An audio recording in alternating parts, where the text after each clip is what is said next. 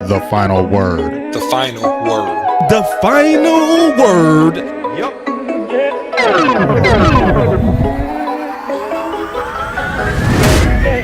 All right. Yo. 100K low. Let's get it. Yeah, man. Congratulations. The final word. No, man. No doubt. We Appreciate gonna you. celebrate on this final word. Big accomplishment. Our 100K day. So how you feel, man? We've been showing you a lot of love all day, man. Is it clicking to you, man? All the years of work. Man, it's one day at a time. You know, it feels good though, you know. Feels good. You know the amazing thing is you have not slowed down, bro. Yes, indeed. The final word. Hold on. Yes, indeed, man. There's no days off over here. The final word. Got plenty of time to slow down when I leave this dimension, right?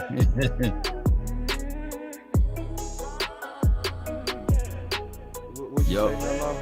I said I got plenty of time to slow down once I'm gone. You know what I'm saying? Man, no, I feel you. I feel you. The final word. The final word.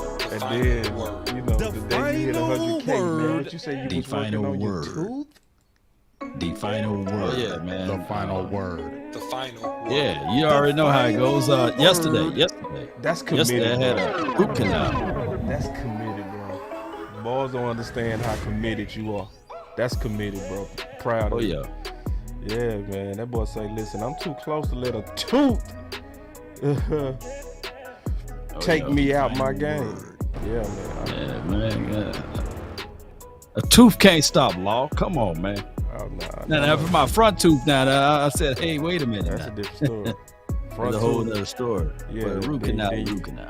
Yeah, you gotta just put in the mouthpiece and keep rocking, man. You gotta let know. You know what I'm Yeah. Yeah, man, but man, we waiting on Big Game James, man. They gonna all be here in a minute, man. So while we waiting on them, we want to let everybody know, man. Today, obviously, we talking about these trades. The final word on trade talks, the calm before the draft storm. So y'all just sit back, man. We gonna be right back. We gonna uncover all of this. We gonna talk it through on the final word, like we always do. The final word.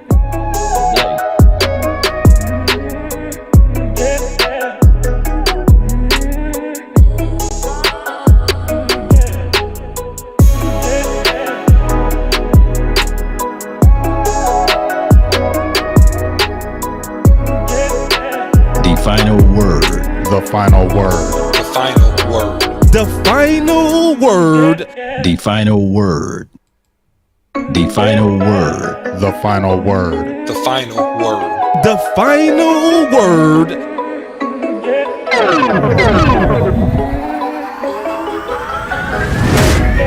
Let's go.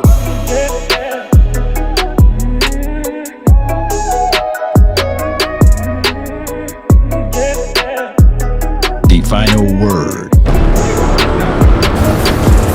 Let's go, man. Coming down the tunnel. Let's go. Yo.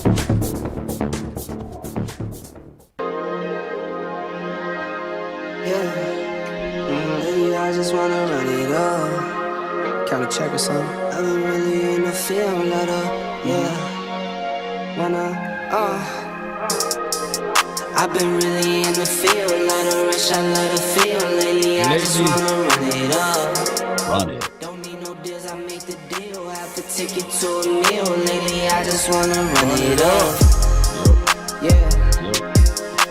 Kinda check or something. Lately, I just wanna run it up. Count that too, count it up, count it up. Lately, I just wanna run it up. Need them ones, I need them fives, need them tens, I need that change to the sink, Come got on. blues inside. Yo. Greens and pinks, it's all the same. I still say and roll my change. Take some Charge it. losses when I play, charge it to the game. I'm with L, yeah, I'm with T Black, I'm with Reverend now. I'm with Bay, yeah, I'm with J, yeah, I'm see with y'all in Chuck the and house. now. I see you. Still the same, not switching sides, now it's about Q-Dog, Cameron, Kamina, JT, Wolf, David, C, Mr. J1, Common, Search for the one, but baby girl, there's nothing really best. Can't trust a soul, I keep it here, Call it too legit. I've been really in the field, let her rush, I let her feel. Lately, I just wanna run it up. Yes, indeed, man. Let's go. All right, so we got Mr. Law Nation in the house, bro. Obviously, man, I think it's just right. I was hoping the other brothers would be here because I would want to talk about this with them, but we'll do this together, me and you. Oh, so we got OC in the house? Uh-oh. Uh-oh. Oh. He got the Wi-Fi. Oh, my pros? Yeah. Not again. Again. All right, come back. Well, Yeah, he don't even look like the OC right there. He look like a whole nother dude. it looked like you was setting up. Yeah. But people up here saying congrats, Law. Steve Tariq said, what's up, Cowboy Nation? 100K Law Nation, congrats. So yeah, man, let's kind of talk about that, man. Just, I just want to take some time, talk about your road, getting into the game. Obviously we go talk football, but this is Law Day, bro. It's Law Day. right there. Yeah, this is Law Day. This is 1K, 100K day, man. So Law, I want to hear your story. Well, I know your story. I want the people to hear your story. Well, first and foremost, how I'm approaching this is how I see the Cowboys approaching this, man. One day at a time, continue to stack things together, and then look back when it's all said and done, and look at what you have done, and look at what you have completed. But I like to contribute this day to my mom. My mom continued to push me when I was willing to throw in the towel, when we was right at 6,000 to 7,000 subscribers. She was like, don't give up, figure out another way, start another page. I got another YouTube page, got another Facebook account, got multiple Facebook accounts, by the way, Instagram, TikTok, Twitter. Just continue to push it, man. And Amazon, got to deal with Roku. So yeah. That's me, man. I don't stop, man. That's just how I always been. I think somebody summed you up well, bro, before we start kind of talking about this content. Humble baller. I think that's an accurate description of Law. We're not talking about his money. We just talking about how he carried himself with success. OC and I, talked about you many times, is that one of your best attributes is your humility. You know what I mean? It's the fact that you do so much, but you don't carry yourself like you the biggest. You really don't. It's crazy, but you don't. You just still a man of the people. I appreciate that, man. Humility with dignity, man. That's how I move on this plane. Yeah. Yeah, OC, you got some on the brother getting to 100K Law? Wi-Fi must yeah, if you can hear me. Yeah, I think it is, but can you hear me? I can hear you. And just, bear with me, man. You can switch on yourself, man, if you need, just so I want to get this out. Salute to Law Nation. First of all, I want to get this out, even if the Wi-Fi is tripping right now. Man, just really inspiring to see your work, to see what you've done in the game, and the consistency and the integrity in which that you pushed out content year after year basis, day after day. Others have taken off, including myself, and they been aloof, man. You still working, and so this is a congratulation of many more hundreds of thousands of subscribers to come. With you and your content, and as you push forward, man, toward 500,000. So, man, appreciate you being a trailblazer in the community. If anybody is not, they are some other nonsense, you know what I mean? But you are, man, and we appreciate your man. Salute you, man, 100% today. Right on. And then what we might be able to do is connect to your hotel Wi-Fi, OC, see if that's gonna give you a stronger connection that might actually fix that, Yeah, I'll come out and come back in again. Yep. That might work, or connect to your hotel Wi-Fi. It might be stronger. But anyway, yeah, he'll be back. Yep. You'll be back, man. Hey, I appreciate those words, man. All of the words of encouragement, man, it keeps me even grounded and makes me want to push it even more. You know what I'm saying? Right before right before we went live, I was about to do a whole Devin White video. You know what I'm saying? It don't Dog, stop, bro. It don't stop, bro. It don't stop with you, bro. I'm like, this dude is a machine. Yeah. One more thing before we start talking football. If it's on your heart, man, I think it'd be good to also donate to law. You know, just this is to me just the timing is perfect. You know, in whatever way you see fit. I just, you know, when somebody put in this much sacrifice and they hit this milestone, let's all celebrate this with them by kind of helping them any way you can. You can give 100 pennies, 100 dimes, $100. You know what I mean?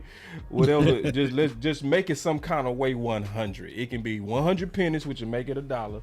You can make it 100 dimes, which will make it $10. Or you can go straight like, you know, some people do. They might give them just outright hundo. Somebody go drop 100,000 on you, Law. I know as humble as you are as well, man. I really thank you for tightening me up too with that 100. You know, so I know it's from the heart. I know you don't want me to plaster it all over the globe there, but it's the little things that people do that shows a token of appreciation for the nation, and I really appreciate your love and adulations, baby. Appreciate you, man. Yeah, let's go. Yeah. So I put my money where my mouth is. Yeah. You know, I did it. I wasn't telling y'all he told you, but I did it. It was just I just felt like that's just the right thing to do with as much as he gives to the Cowboy Nation. Go ahead, OC. You much better. Yeah, man. No, man. Yeah, no doubt, man. And look, you know, Law has been, you know, the guy, man, that is really the silent celebrity around DFW. If anybody deserves to be on TV and on radio and get access to some of these, it's been Law, man. And so we pushing for that too, you know, for you, because the mistake that people make in this game, especially in this community where, man, there's so many good content creators and there's so much competition, is that we can be deceived into thinking another man's success takes away from us. And it does not, right? And so a rising tide raises all ships. So I want Law to go for $1 million, $2 million, man, as much as he can get till he want to get a job at ESPN and do something cush to do whatever else he want to do. So yeah, man, salute, Law, man. We appreciate you, brother. Man, I really appreciate that, man. All right, so let's get to the football, because see, we said we was gonna talk about some trade stuff and just talk ball, because I feel like it's some good things that's going around. I also think there are some bad things that's going around, but like we always do, we go dive into it, we go diagnose it, and we go just really break it down. So I think one of the obvious things that people probably want to get our opinion on is what happened with Mr. Odell Beckham, right? So seeing that he went for $15 million, I definitely want to get y'all opinion on this for sure. Because obviously I would rather have Brandon Cook. Yes, indeed, man. 15 million. Do you have that drop with the gun? Not just the one, but with the machine gun, like. Yeah, I got it. I add that too. Hey, we gonna have to now go all the way back to you know, Harlem Nights. You know, when he had the gun and he was trying to shoot back at him, yeah, you know, and he was missing. So this is what we dodged the bullet, basically. We dodged all of that you just shot. You know, $15 million, I think totaling $18 million, and they don't even know who's gonna throw him the ball, by the way. So it's kind of like the Ravens, they said, okay, we're going to go out there and help Lamar with a used car. You know, now you ever was looking for your first car, and then all of a sudden they show you all of the nice cars, and then they go give him this used car. So I'm not talking bad about Odell Beckham, but dog, don't this sound like they put the cart in front of the horse as far as the Ravens? Yeah, this is very desperate. This is very desperate, y'all. Like, so Cooks don't have 2 ACL injuries. You know what I mean? Cooks, he's durable. We're not dealing with what they getting ready to deal with over there. You know, so once again, man, let me hit that clap button for Jerry and Steven, because they won. Law, they super won. They won. God, They were dog. looking for the LA Rams deal. They was looking for like that $3 to $5 million deal. I promise you, they wanted to say, okay, Odell, we will have you over for $3 to $5 million. And if you perform well, then we'll elevate it to the 15 to 18 million. But hey, kudos and credence to the Jones family once again. Yeah, we got to give him credit like you do. Like, because, Law, let's be honest. I think I heard Okoye say this on his Dak video, that it's a new generation of Cowboy fans that's not used to winning. And I think it has set up some pessimism in our fans, you know? It did. So, and some of it is deserved. It's been a while, so we're not blaming people who haven't observed the wins. Appreciate the super chat coming. But he called us out his two favorites. Appreciate that, big dog. But yeah, man, but when they do, and we get used to complaining, you know what I mean? But Yeah. when front office killing it, yeah, they are sold by the 4-letter to 3-letter network. yeah. The accident waiting to happen. They are waiting for this thing to crumble. Look at what C said. Salute OBJ for getting that bag. We ain't no suckers though. Yeah. Well said. Well said. D.A. Lee, what's up, big dog? All right, man. But moving to this point, and I can't wait to talk about this one. This is the one I can't wait to talk about. I want to get this on the map. OC back. I see you, OC. You good? Mm-hmm. Yeah, I think I'm pretty good now, man. I think I'm pretty good. Yeah, As good as I'm gonna be, I think. Yeah, you sound much better, big dog. You do. All right. So real quick, unless you had something on that Odell Beckham, I was gonna move on to Devin White. Yeah, man. I mean, just real quick. I mean, the good job on the Cowboys for not paying new car prices for a used car. You know what I'm saying? Yep. So this is, this is a $15 million, $15 million deal, I believe, with incentives. I think. I don't know if all that money is guaranteed. Correct me if I'm wrong about that. But the Cowboys did a really good job. Say that again. Too much of it is. Yeah, okay. Well, here's the deal, man. This is where the bargain shopper mentality pays off for the Cowboys, because a lot of times we get mad about that and make a move, right? So I want to be fair balanced to say that in this scenario, that was the absolute right and wise decision. So I want to give them their credit, as well as I give challenge and pushback as well. All right, I got something else for y'all though. And let's be honest. Did we pull the trigger too quick on LV? Did we? And this is but let me tell you why. There are two thoughts on that, but I wanted to hear your thoughts on it, or I can just go ahead and go with mine. Go ahead. Go. You go first. It's a 100K day. It's law day. You go first, dog. Well, I was going to say that it's two thoughts with that. Like, you could allow LVE to continue to test the market, right? Not like he blew the doors off the market, by the way. Yeah. And wait till around draft time, because we do know that deadline make deals. And you could have wait after the draft. I think that there will be more and more linebackers that will be released or requesting to get gone because of teams on how they draft guys. So far as pulling the trigger a little too early on LVE, I think that his contract is still a cheap one, whereas you can still move on from him if you find a better piece down the line. So I think the Cowboys did the right thing, because at the end of the day, Parsons, he asked for LVE. He liked him. And of course, Damone Clark, he kind of liked LVE as well in the locker room. And then D.A. Lee said, which I can't fight you on, he said on LVE and see now, because when I look at this Devin White thing, I think Devin White just trying to get paid.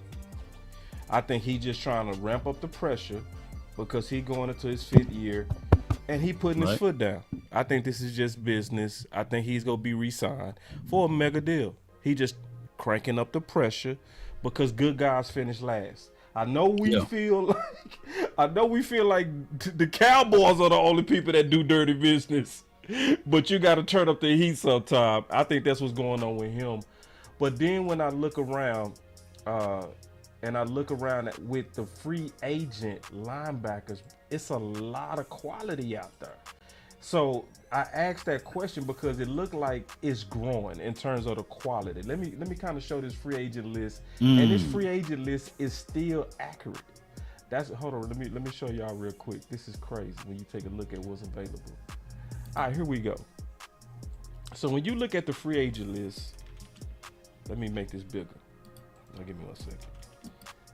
Ooh, we got dog. Ooh. What's your thoughts on that, OC? I mean, I think that the Cowboys are of the persuasion that, again, this is where it could work against them if you ever have somebody like Devin White in the street. We are Kmart shoppers, man. We are definitely cheap of bringing in guys outside of the organization and giving them big contracts. You don't really see the Cowboys do that much. And I mean, that's a great graphic, boss, that you came up with. But the reality is that the Cowboys are going to spend any significant money on any one of those guys, in my opinion, it's just not likely, boss Cowboy. It's just not likely. So this is the other side of them not signing an OG. The other side, them not out and being aggressive and getting young linebackers they might have. I don't see them happening. I don't see it happening in the draft before they do that, and they're going to do this and get LVE on another short-term contract, and that way, man, that's what's going to happen. Yeah, I barely heard you, OC. We gonna try to fight through just a little bit longer, but if we keep having Wi-Fi issues, you gonna kill the stream, dog. So we'll give you about 5 minutes, man. We can't kill the whole stream, dog. But Big, so Big game. He getting his mic on. Damn. Hold on real quick. Let me Both make sure of them. That Murphy Long. That Murphy Long go hard. That Murphy going crazy today. I gotta listen to the I was OC. doing good. Okay, I got your audio on, Big, so it's on your end. Yeah. All right, but whenever you come in and start talking, and then we obviously, we go put you right in. But if you look at that list, boss, who's on that list? If you pull it back up, if you don't mind, who's on that list better? Oh, everybody. LVE. Shit. Everybody. What? Dang. What? Wait a minute, who's on the list better than LVE? What that button? Damn. Yeah, that one. Damn. Yes. Yes. Everybody. I mean, everybody better than LVE. All of them. All of them. Every one of them. Man, that boy Deion Jones, I'm taking him right now.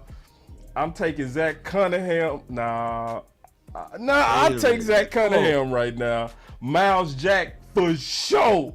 For sure, I'm taking him. Quan Alexander, yes. Over LVE right now. Jared Davis, absolutely. He probably would be my number one on this whole list. And even old man John Bostic, yes, I would. And I'm keeping it real low. You keep it 100 right now. Man, all of those. All of every one of them. Everyone. Where my guy here, man? Where my guy here? Right here, man. Big, you with him? No, I'm keeping it real, man. We trying to get big. What they said under Can the you hear me now? Yes. Now, take. I'm gonna challenge you. Okay, let's go. Take that same tweet, quote it, and say all of these guys better than LVE. Boy, they gonna fight you all night. Like, cause you know what? Don't do that. I Don't would do that. do it. Don't but do see, it. Don't LVE do it. is in the family now. He is. Yeah, he in the you know family, what I'm saying? man. He is the family. So I ain't gonna take that shot. But at the same time, I'm just being honest. Boy say even Bostic boss. Yeah, I would take Bostic over. Yeah, I would take old man Bostic right now over LVE. Yes, I would. With this front. Yeah. Hey, bro, come on now, dog.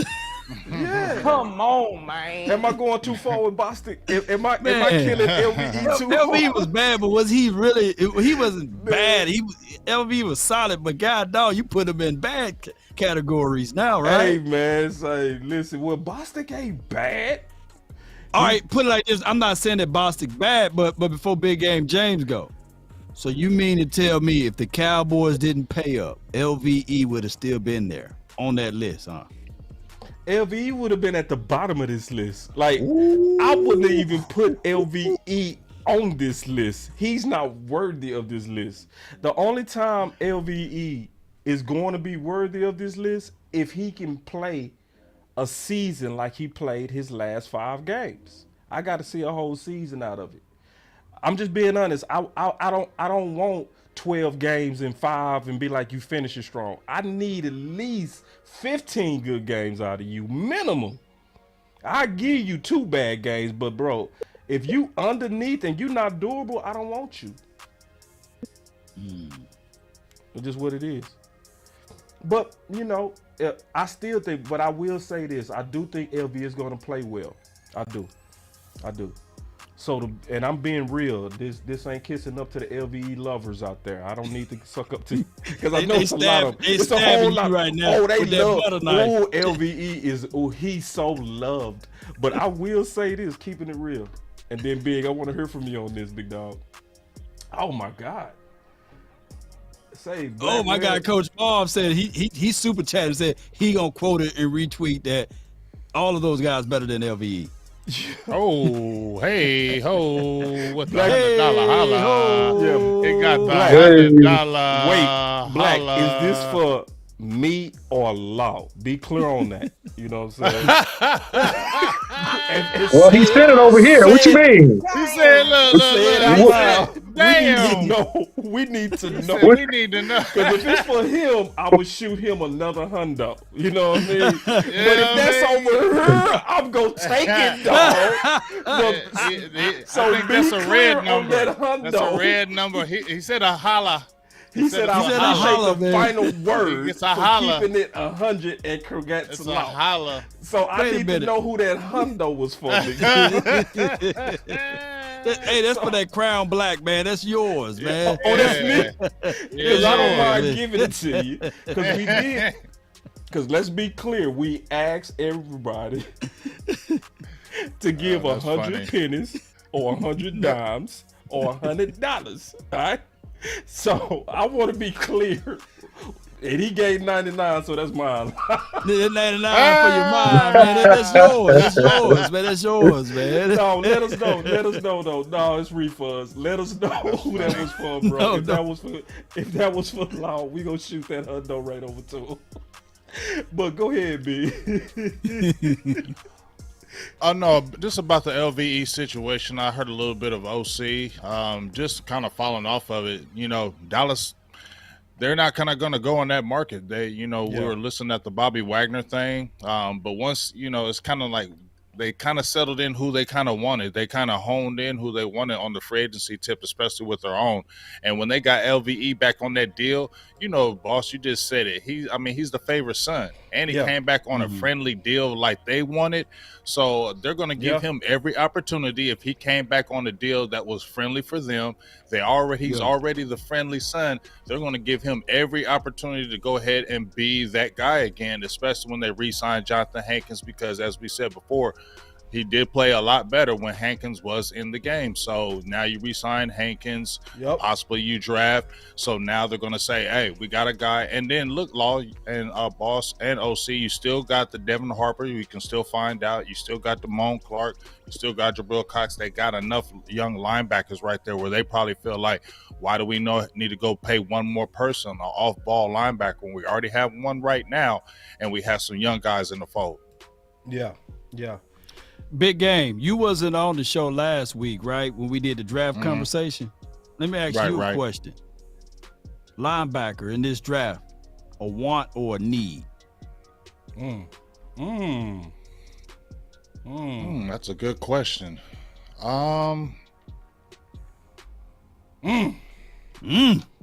I think it's kind of a need. I think it's a kind of a need. Boss, go ahead but and show it's them what we came up with. All right, so this is what we talked about last week. Just keeping it 100. LV coming off a neck, Clark coming off a neck. You got Cox coming off a knee, and then you got Harper coming off Achilles. You know. Yeah. So they're young bulls, but they're scoffed. You know what I mean? So I think I wouldn't call it a major need, but I think insurance, I would look at it as insurance. You know what I mean? Definitely insurance. I have a little bit of feedback about that. First of all, is my sound okay? Can you hear me or no? You good? We're good. Okay. So here's the deal about that. It's a need if you're looking for a guy that can cover and rush the passer. That's what I think. It's a want if you're looking at a traditional 4-3 linebacker. Because I think guys you have on the roster, blemishes and all, can be adequate enough to get the job done in terms of a standard 4-3 front, or even a 5-2 front, or 4-3 under front, or over front, however you flip and you play that, right? Even if you go to a 4-4 front, right? In some exotic situations, you could do that with the linebackers you have on this team. But if you're looking for a guy that can contribute in terms of rushing the passer, then it becomes a need. That's what I think. Yeah. Yeah. Man, he broke it down like a fraction. I never looked at it that way. But you're right. But I just look at it like this. You got Devin White right now, right? He had 6 sacks last season. He's a guy that can cover and hit and come down and fill. So you can solidify that right before you go into the draft. And then now you can go into the draft even more of a BPA attitude. But I feel what you're saying. No, that's real. Hey, I got something else though for you boys. Unless y'all had something else on that. But check this out. Jim Nagy. Now, everybody trusts Jim I Nagy. knew you was going to do that. And you knew I was going to do that. You I already knew it was knew. coming. It was in your spirit. It was in your Yep, spirit. I was waiting. Appreciate the super chat. He said Jones Alexander behind Hank is better than LV. Yeah, ain't no doubt, coach. Just keep it real. All right, but this. Check this out. One thing that has become clear on calls around league past couple of weeks, NFL isn't nearly as high on this year's wide receiver class as media. Ooh. Frequently seeing 4 or 5 wideouts in mocks, have spoken to numerous teams that have only first round grade at that position. This guy is JSN. Say, bro, and this ain't I told you so, but damn it. That's I told you so. Hell yeah. Yes, because I've been saying that, bro. I've been like, we got to be careful with this class, because this class is not even close to the class from last year. So the first round is this year, in my humble opinion, is second and third rounders from last year. And I'm keeping it real. So he's saying that JSN, you talking about the Ohio State wide receivers, the only one with the first round grade? Is that what he's saying? According to people he talking to on the phone. Man, I've been sitting on this, and I know this is about to cause a fight. Let's but go. Look, I want to fight. I don't think JSN is the round 1 top big dog receiver. I just don't see his talent as such. I'm sorry. I think he's a solid possession receiver. He's had injuries. I don't see him getting a lot of separation, especially from the film that I looked at. And I know that Big Game James is going to go ballistic, and that's all right. But I'm saying I don't think that guy. And big. Just so you remember, I am from Ohio. I was born in Xenia, Ohio. Okay, I grew up in Lime, Ohio, and you know where that is, Big. You know where that is. So I'm not hating. Oh, I know. I'm not hating. You from the hood, then? You from that? Yeah, from the sticks. Yeah, from the sticks. Yeah. So I'm saying I'm looking at play, man, and I'm sorry. I mean, my eyeballs don't see it. My eyeballs don't see first round top. I don't see it. don't see it. I just don't see it. I take it, I see it. but I don't see it. I take it, I don't see it. but I don't see it. I'm just keeping it real. Go ahead, Big. I put the camera on. You got to punch back on this, dog. Come on, man. Where the punches at, dog? Where the fight? I mean, hey, I respect that, but I can respect what he said with the speed. I said he was a better route running CD Lamb coming out right now. Yeah. Because if I look at the side, the tape by tape, he's the same type of player with the build. Maybe he doesn't have that little bit of get off like CD has once he gets the ball after the catch. But man, dog, you got to look at what he did, dog. The biggest thing with him that you probably worry about is the little injury issue, OC. But dog, like I said, when Garrett Wilson was there and when they had Chris Olave was there, dog, he was 95 and 1,400. See, that's a good point. They were moving him everywhere. That's a good point. Everywhere. See, that's a good point. They took a back seat to him that year. If you watch the tape that year, they took a back seat to him. He was the guy, and they were moving him around everywhere. So that's why I feel like he can be very effective. I understand what you're saying about with the speed. It's not that good. I understand that. But I think with his type of game and his route running, I think he could be really good. And Ohio State receivers are doing really well. And Brian Hartline is a very good receivers coach over there at OSU. Wait.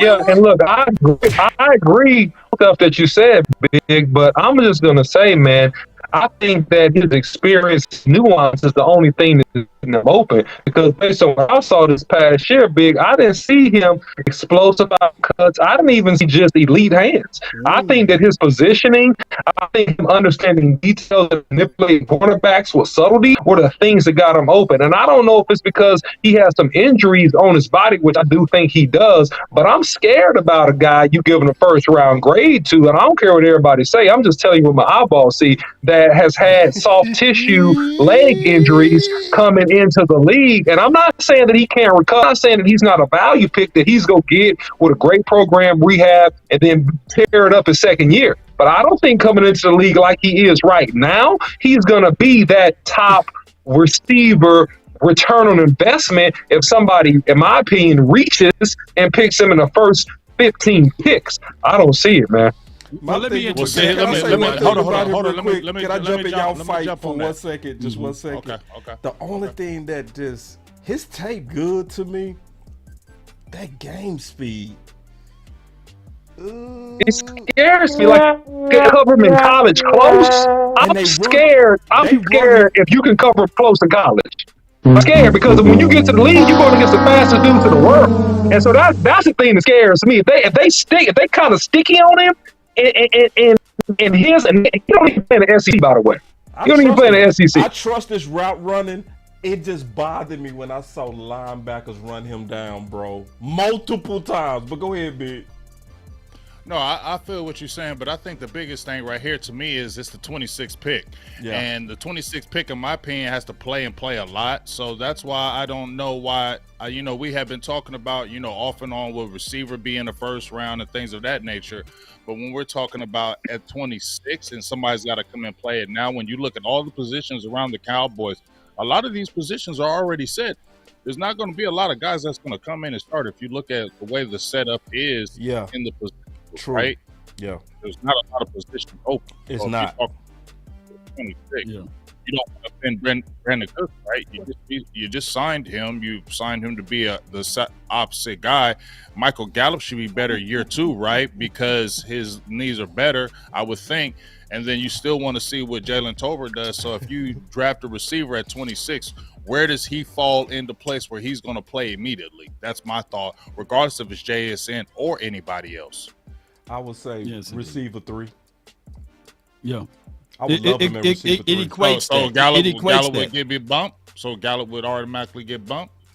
If you go back and watch the tape on Mike Martz, he broke down all of the interceptions that Dak Prescott threw, and 8 to 9 of them came from the wide receivers either running the wrong scheme or not playing through the echoes of the whistle or just having their dropsies. So the Cowboys bringing in all of these short, nuanced route runner guys or even JSN so that they can solidify that role and not having that wide receiver to go up against the ones or the twos, but to be that dominant third option guy. Because if you really look at it, outside of my guy of going out there, picking up the phone and calling Cedric Wilson and giving away a draft pick, I think that one of those guys, whether it's Zay Flowers or JSN, is going to come on in and immediately probably be better than what we've seen out of Jalen Tolbert. Probably give us a little bit more push out of Simi Fehoko, and as well as my guy Michael Gallup. The writing is on the wall. You know what I'm saying? It's on the wall with him. On the wall, dog. Yeah, well, that's true because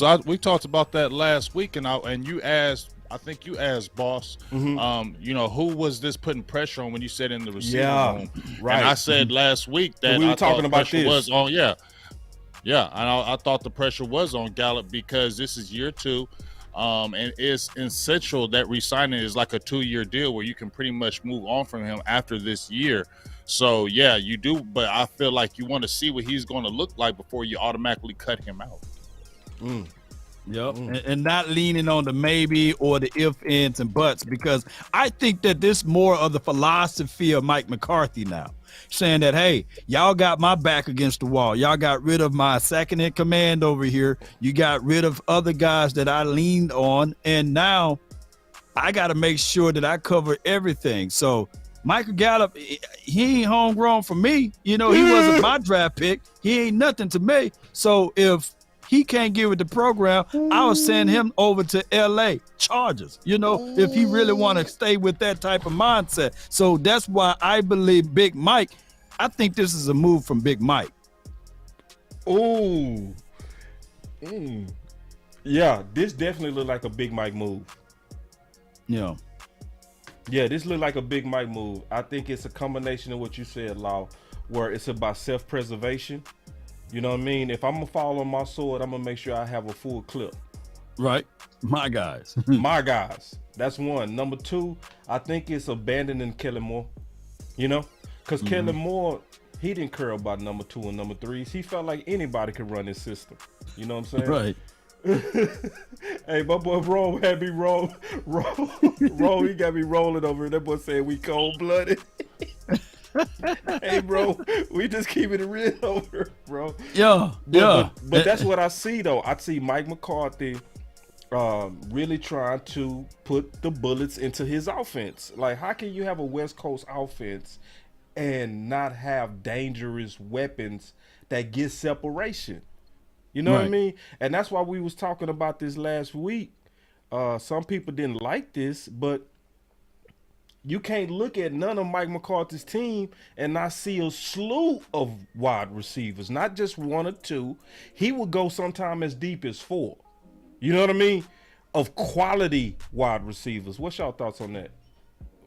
Let me try you again. Go ahead. In a perfect world, how it's supposed to be, I believe, you would want to see CeeDee Lamb rev it back up again. I think that CeeDee Lamb can have 1,600 yards, right? Yeah. And then the number 2 wide receiver should be Brandon Cooks, right? He's going to come right on in and be that number 2. No doubt. And naturally, you drafted this dude in the 3rd round. You wanted, and you had high hopes. I heard everybody, mama, uncle, cousin saying that, hey, this guy, Jalen Tolbert, is a mixture of Michael Gallup and CeeDee Lamb. So naturally, you want Tolbert to step all the way up to push Michael Gallup. But Michael Gallup contract is in the way.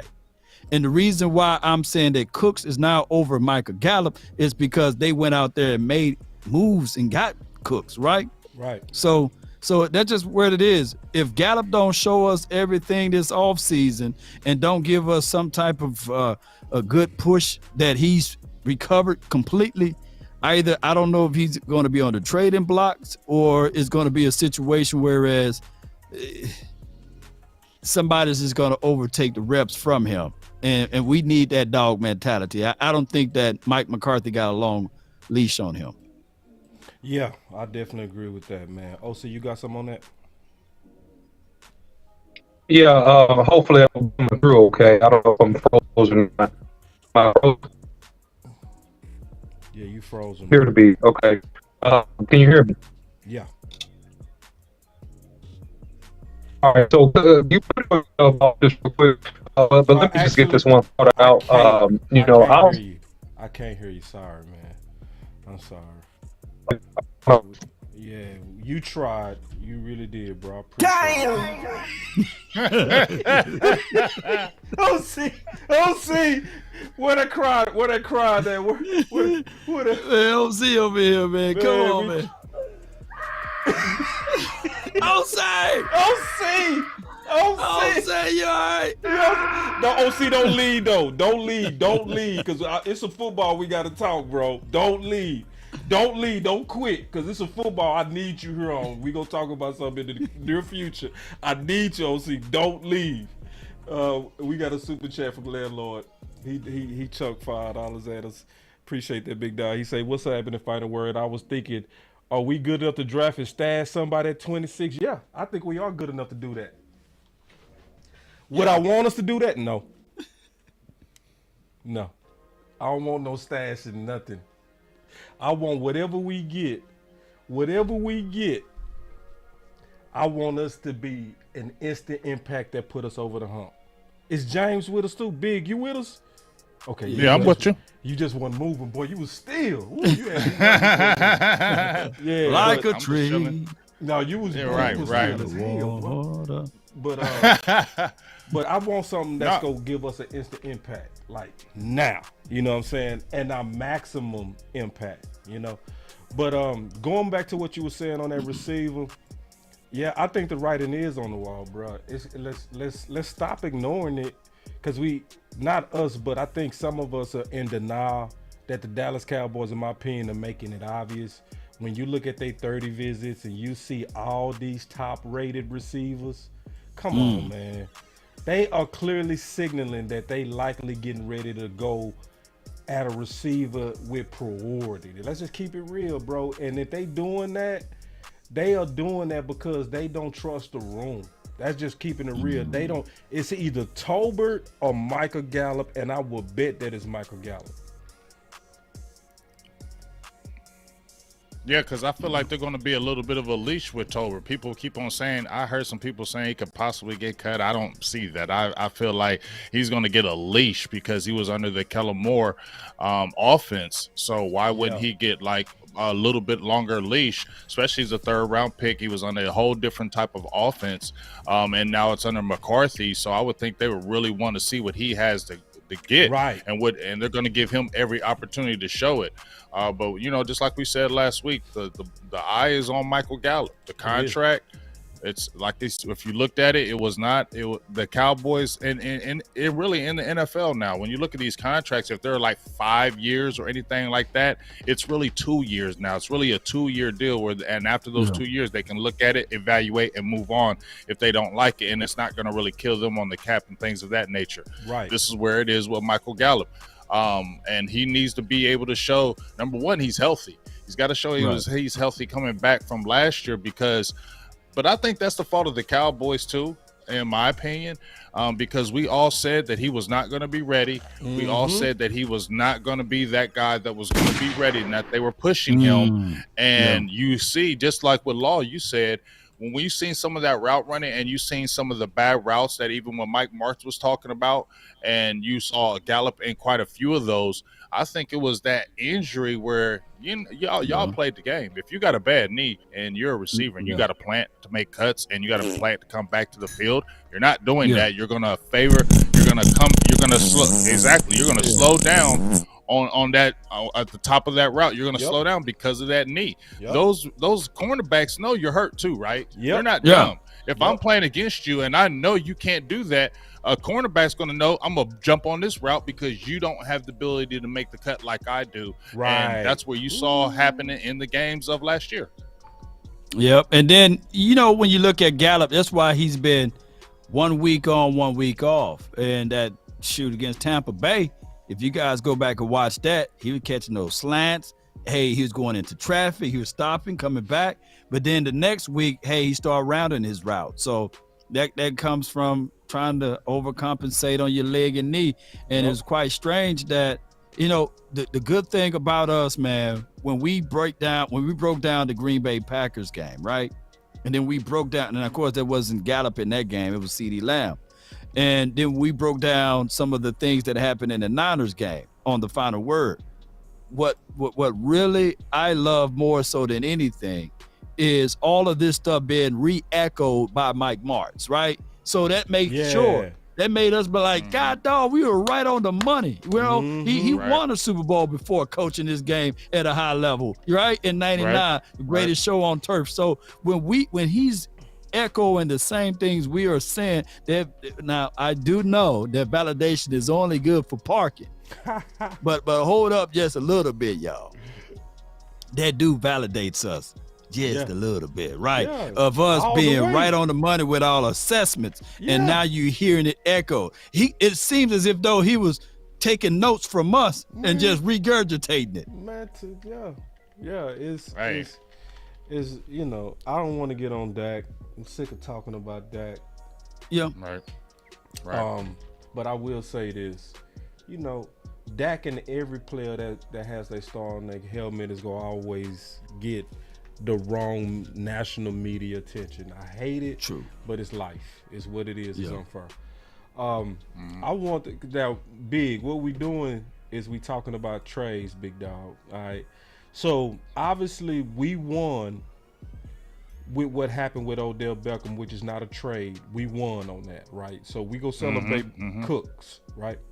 Right. But then we talked about the linebacker, and maybe we was mixed on that.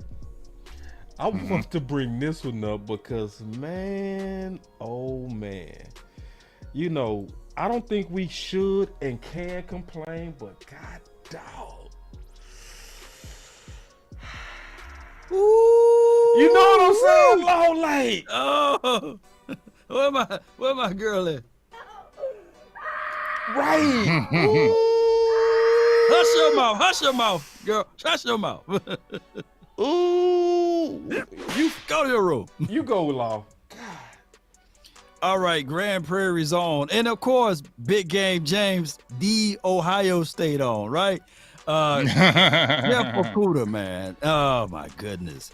All right, so he got hit with the injury bug. We all know that. That set him back the year before last, right? Yes. But this dude, man, went on the field. He can cover every blade of grass, right? Yep. This dude come down. He can hit. He can carry. He's a good physical cornerback.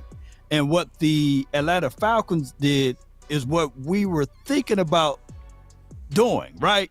Basically, from our conversation this offseason, well, before Gilly got here, let's go out there and find a DB that's young that you can match up with our guy on the opposite end, Trayvon Diggs. You know, AJ Terrell, he's a young DB. And what they did is said, okay, let's get two young DBs and match those two boys together. But I believe that the Falcons came off with a great steal in this situation because it's only a 5th round draft pick. I trust the Cowboys organization and franchise to find other players with draft picks later on. We can get rid of a 5th round draft pick. That's nothing. But Jeff Okudah in a Cowboys uniform, matter of fact, I wouldn't mind of us having both Gilly and Jeff. Right. Ooh, what's your thoughts on this? Gilly could be that bridge to Jeff and all of that other stuff, man. Oh, yeah. A 5th rounder? Ooh, they won. to me. What's your thoughts? They won on that one. They won to me. Stop thief. Yeah, I mean, stop. A 5th rounder for Okudah, the way he played toward the end of the year last year. Yeah, but I think the biggest thing is he's got to stay healthy, man. He's had a lot of injuries, you know, but once he's been healthy, because you saw when he was coming out of college, he was one of the highest rated cornerbacks coming out of college. He's just now kind of finding his way. But for Atlanta, this is great for them because they need more defense, right? And they already have the AJ Terrell, like y'all said. So if you can add a guy like him that can really help your back end, that's a great deal. And Cowboys, we could have did that.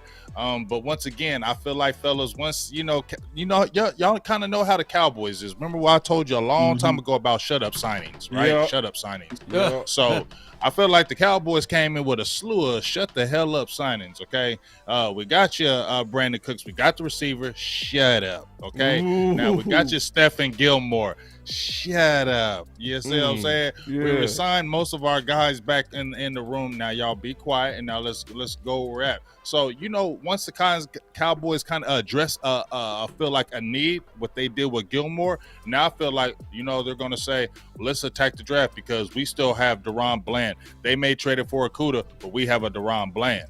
We still have a Trevin Diggs. Now we have a Gilmore. You still have a Nashawn Wright, and then you had Izzy Mukamu, who stepped his game up from last year. So it's not like our cupboard is bare, and the Cowboys are probably looking at that as well. It's like our cupboard isn't bare. We'd like our young guys, Stephen Jones saying that, and let's hit that draft.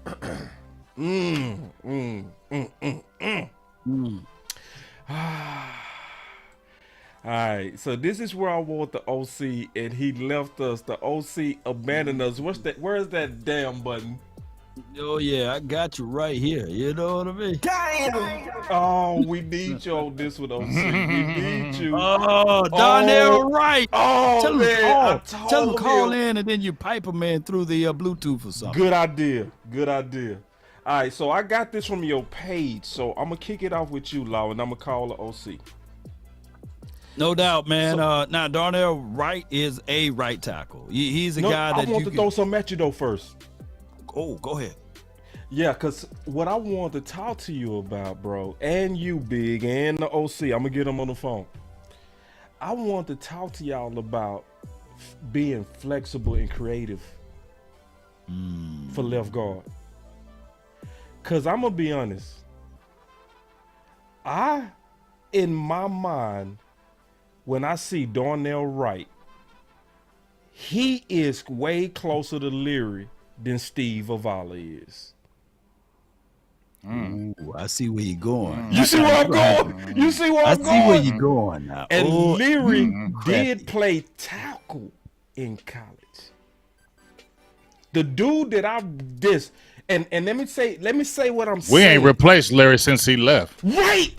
And check this out. Big. Darnell got a little mean streak into him. He gonna get them ribs too. Why That's you what. Hey, you get the rib tips, man.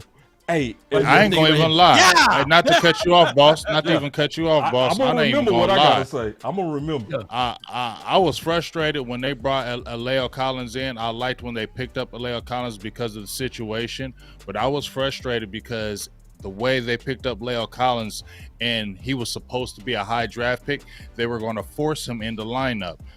I didn't like that for the fact it kind of already pushed Ron Leary aside, and then Ron Leary was still in a good place when he was playing, right. Before he left. Mm-hmm. And dog, we were so damn good with Ron Leary playing that left guard, dog. We were so good. So I mean, good. Ron Leary was a beast. I love when they picked him up in the free agency, and I loved when he dropped because of that damn knee, because he's that guy. So I see what you're saying, boss, with this Darnell Wright thing, but I want to bring something to both of you guys right quick. A good question. Okay. And this came from Coach Marv, and he said, guess what if a Tyron Smith and a Zach Martin retire, because that could possibly happen a next year? What would you do then? So would you really attack this offensive line in this draft or no? Hell yeah. But would you double dip? Would you double dip? Yes. I think this is the draft to double dip. Yes, and I agree with that too. Because of the assessment that all of you guys went over when we was talking about this. Yep. Tackles and guards are the premiums of this particular draft, and why not at this point? Because why not? Yeah, just prepare for it, because it's prepare. Yeah, you want to be prepared. You want to have it in house. So, but this is one thing I want to just kind of throw out there. Because and I want to run this by y'all. I think the mistake that we made with Taco is we was trying to be too perfect. This is what I mean by that.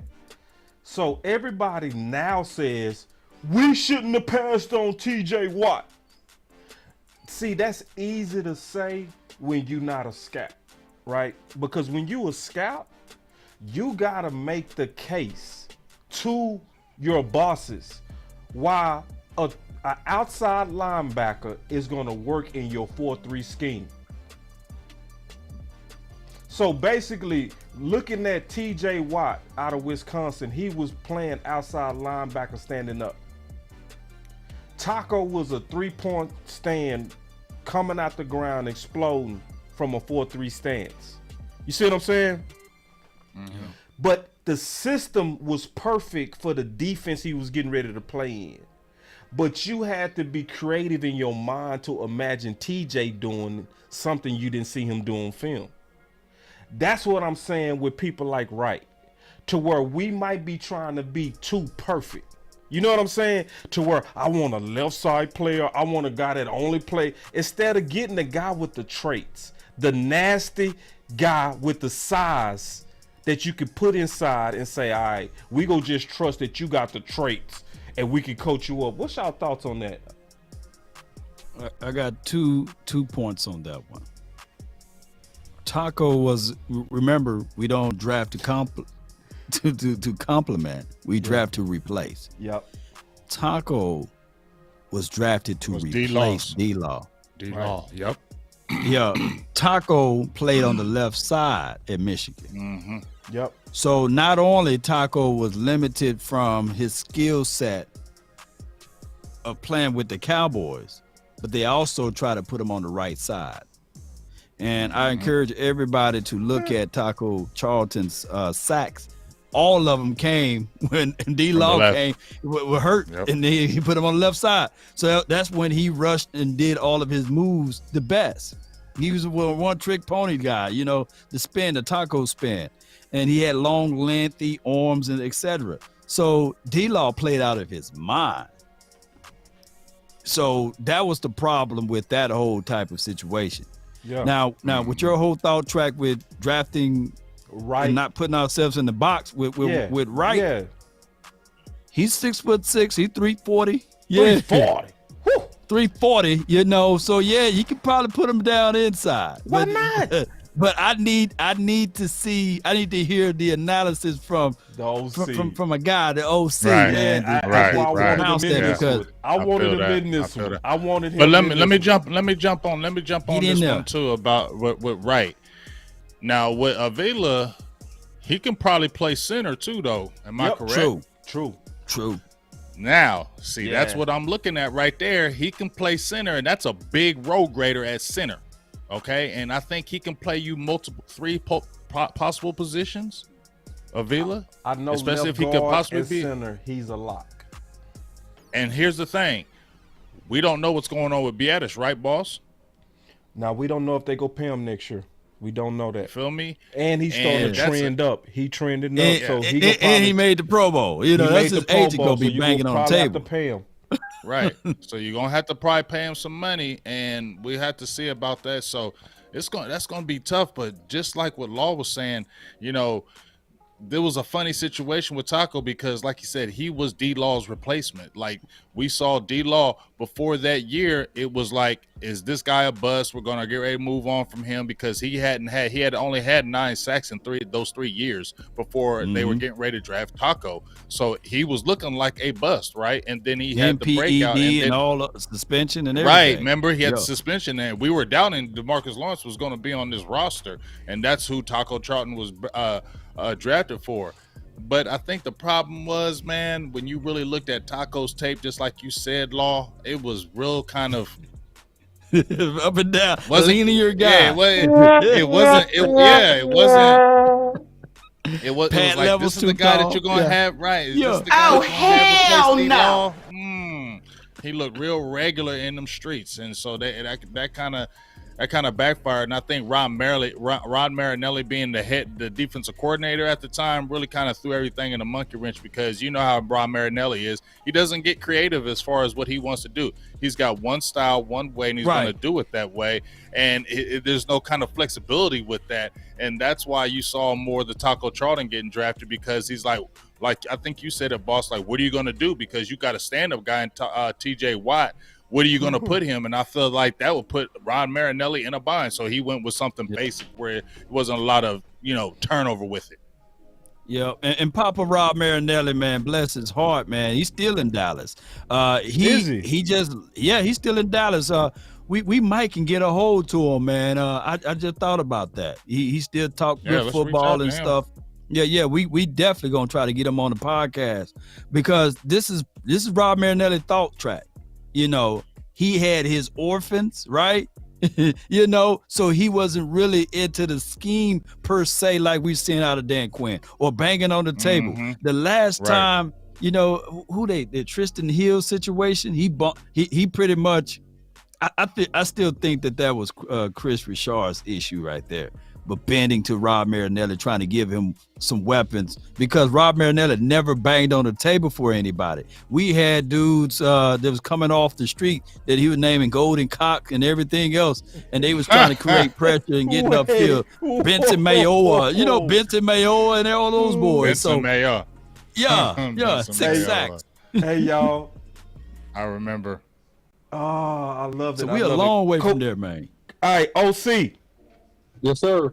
All right, we got the OC on the line. There it is. See, when you got a building a plane in the air. See, when you got a dude that got 100K, he done saw everything. You know what I mean? So Law was like, just call him, hook him up to your Bluetooth. You see what I'm saying? Yeah. Hey, that's what happened when you've been flying planes for 20 years. You know what I mean? All the way to 100K. Right. You feel me? I didn't mean to get crunk like that. I'm just happy to have an OC. All right, so OC. Yes, sir. All right. So we on a subject that we wanted to talk to you about, big dog. All right. And so this is the thing that we want to talk to you about. So we having a discussion about being creative at pick 26 to cover the left guard need. Because me and you did a breakdown where they were saying Leary is, or they were saying Steve Ovala is a Leary with better feet, and we both proved that was a lie. You know what I mean? That was fake news. It's all fake news. Yep. It's phony stuff. It didn't happen. All right. So I was like, instead of keeping it real, it would be reaching, but he would be kind of like a fit in terms of position. What about getting creative, taking a mauler like right and moving him in the left guard? And just trusting that he has the instincts, because to me, he is more Leary than Steve. What's your thoughts on that? Yeah, the only question that I have about Wright is I love him as a big hammer at the right tackle position. I question how well he would function. I think it's trainable, especially if you think about Duke and you want to be creative. That man, you could put him in as a mauler because he just basically, he's a true quintessential guy that to me could be like I don't know if you guys remember this guy, man. I'm going back in the day a little bit, okay? I don't know if you guys remember Kevin Gogan. Yeah. He was the first 6'7", 340-pound dude that played guard. Yes. Right? He was a mauler, right? So he could develop, and this is me projecting, not saying he will be on that level, but he could mold into a guy like that that's just extremely big, long, and that's just powerful at the point. I'm not sure about his hip flex and his bend, but as a creative ideal, I will be open to give it a look, especially if you did not have Broderick Jones there and you have the top, I would say, 4 tackles gone by the time you get to pick 26, and we want to shore up that offensive line. Hey, I will give it a go. I would.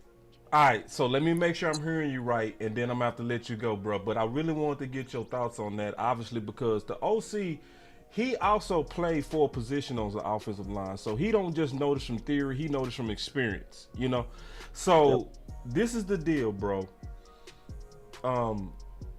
So I want to just make sure I'm being real clear. All of our tackles just got wiped out. Broderick Jones, gone. Anton, gone. Paris, gone. Steve, gone. Right? Yep. We even lost the guard from Florida. Right? So that's where we're sitting. Where you got Wright or Steve. What are you doing at pick 26? That's a no-brainer. I'm going with the best available, which is Wright. Wow. Which is Wright. You going with the first? That's not even hard.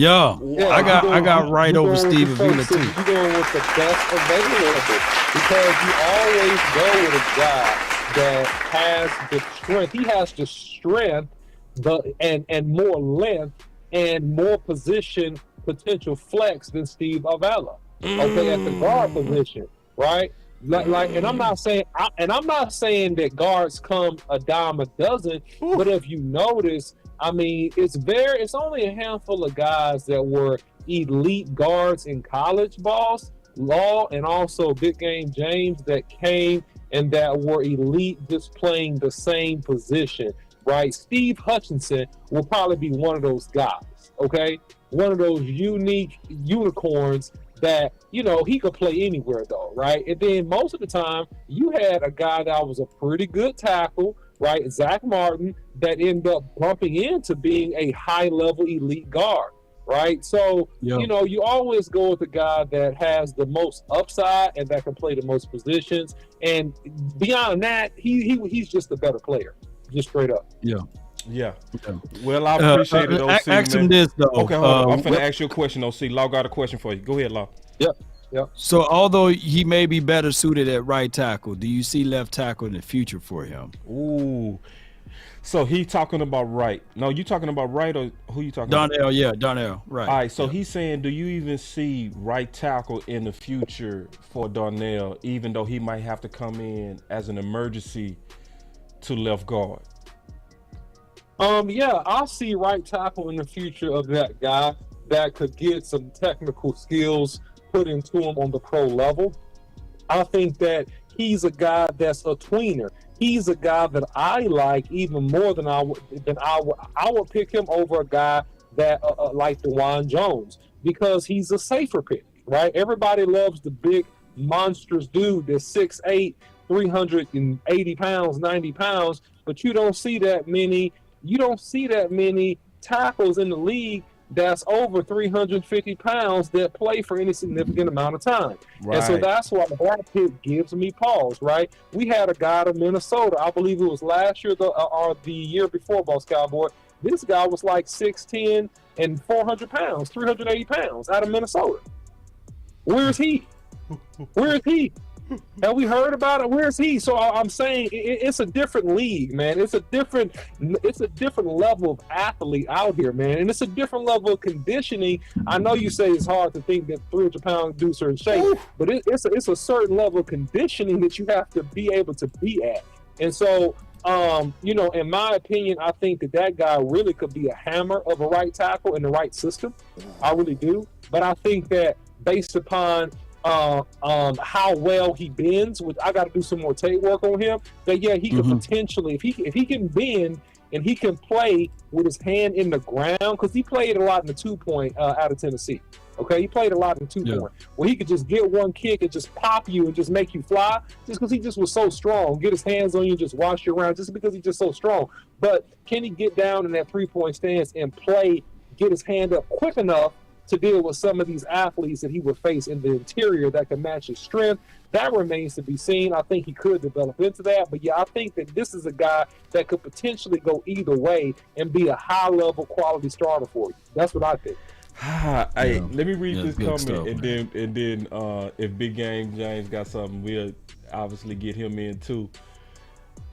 But Q Dog said with a super chat, and Coach Marv said with another super chat, that it's easier to move a tackle from outside to inside, And to echo that point and get your comment on this, OC, Coach Q said it's funny that the top 5 NFL guards were all college tackles. Wow.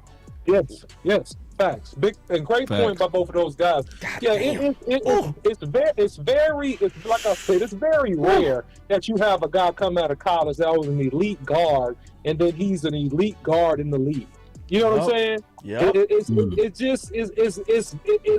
like I said, Steve Hutchinson is probably a guy that I could think of that did that effectively. Quentin Nelson, those are unicorns. Those are anomalies, right?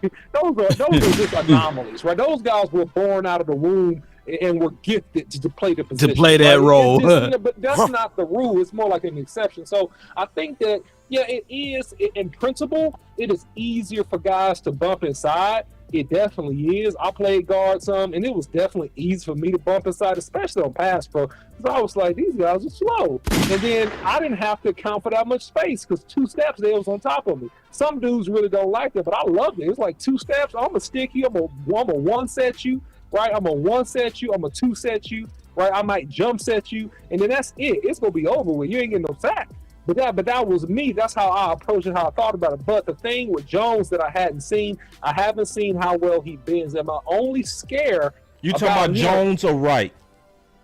I'm talking about Wright. I apologize. Okay. Right. Out of Tennessee. I apologize. I haven't seen him bend out of a 3-point and pop up quickly. And that's an adjustment he's going to have to be able to make at a high level. Because when he's in there, if he can't play out of a 3-point and pop up quick with appropriate technique, he could be giving up leverage angles and getting beat by some of the shifty, powerful, and quick guys that he'll play against inside. So that's my only question about him. But other than that, in terms of strength and ability, no, I don't have a question that he could go inside and do it, but I haven't seen him out of a 3-point and how well he operates in tight spaces.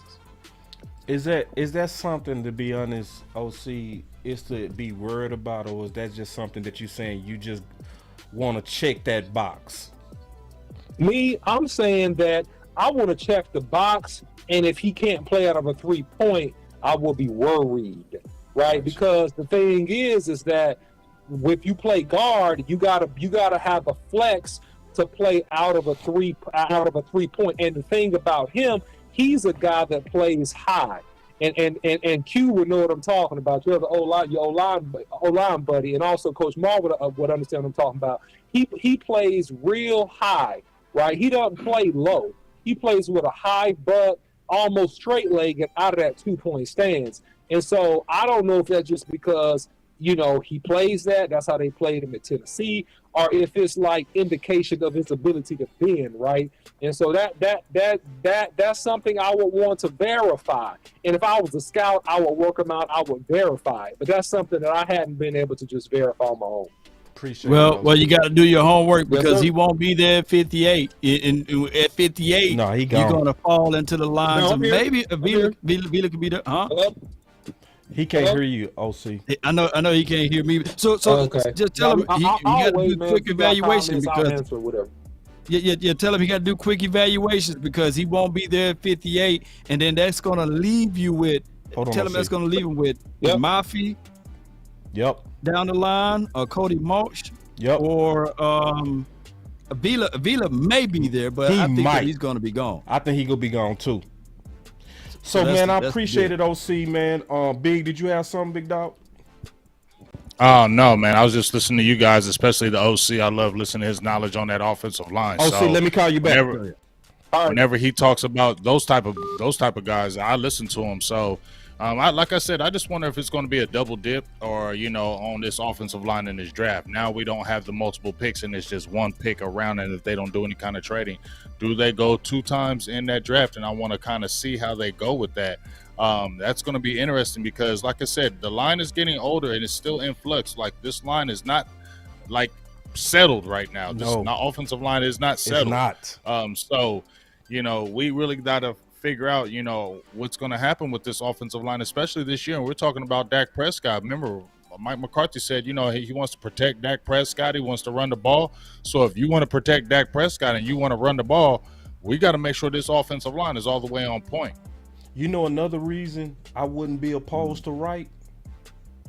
What's the plan if Tyron Smith get hurt? Yeah, it's going to be. You see what I'm saying?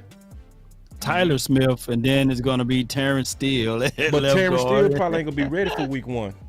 I know, right? So you're going to. It's Matt, crazy. Well, let's go. Okay. Matt, well, let's go. Baby. Okay. Matt, well, let's that make go. Wright make more sense, too. Alex you see Sturm. what I'm saying? Yeah, you know what I mean? saying. That make Wright make more sense. They stashed him, and then like you said, right? I mean, it is because they want to see what they have in Matt Waletzko as like a swing. Yeah, they do want to see it. Fuck out of here. And let's not forget, man, they did pick up Chuma. But they want to see it. Yeah, you're right. Chuma, they got Chuma. Yeah, and they liked Chuma last year.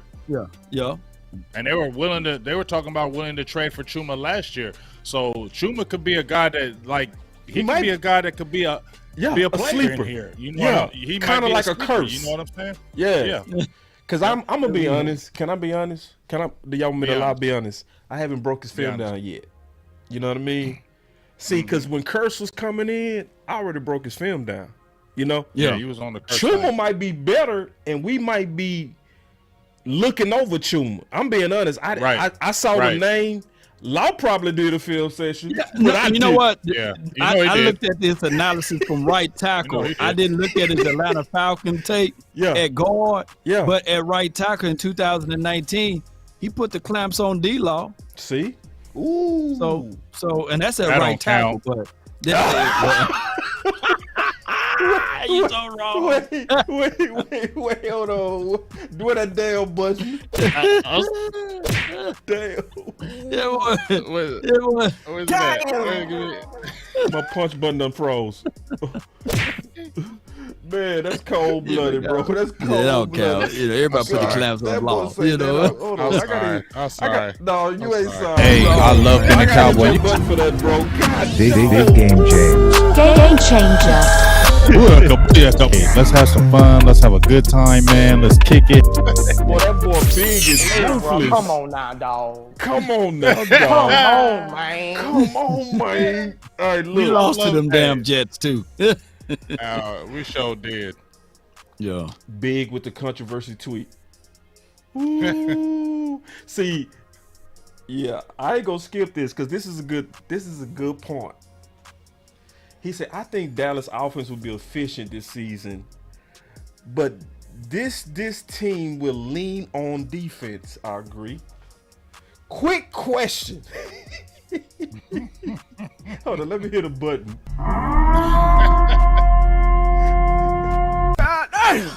Quick question. If it is week 6 and Dallas offense is struggling, and them Chargers over there going nuts, would you be mad, Cowboy Nation? Oh, you see this guy? Number one bullshit guy. He do the wee woo. You know you wrong for that. You wrong for that question. Hey, I'll be mad as hell. You be mad at him. I mean, Kelly come back. No, I would be. That depends, bro. It depends. It depends on why the offense is struggling. But that's a good question. I'm gonna let you talk about that. Go ahead, Big. That was a good question. I mean, because, I think it's overlooked. And, they had this video of Kellen Moore that he, it looked like he was doing the offense and he was doing other different things. You know what I mean? And I feel like he will try to do different things with the Chargers and, with Justin Herbert. If that offense is going ballistic over there and they just racking up points and Dallas is kind of stuck in the mud, I think it will be an honest question that people is going, come on. Y'all know the Cowboys, right? Y'all know the Cowboys fan base.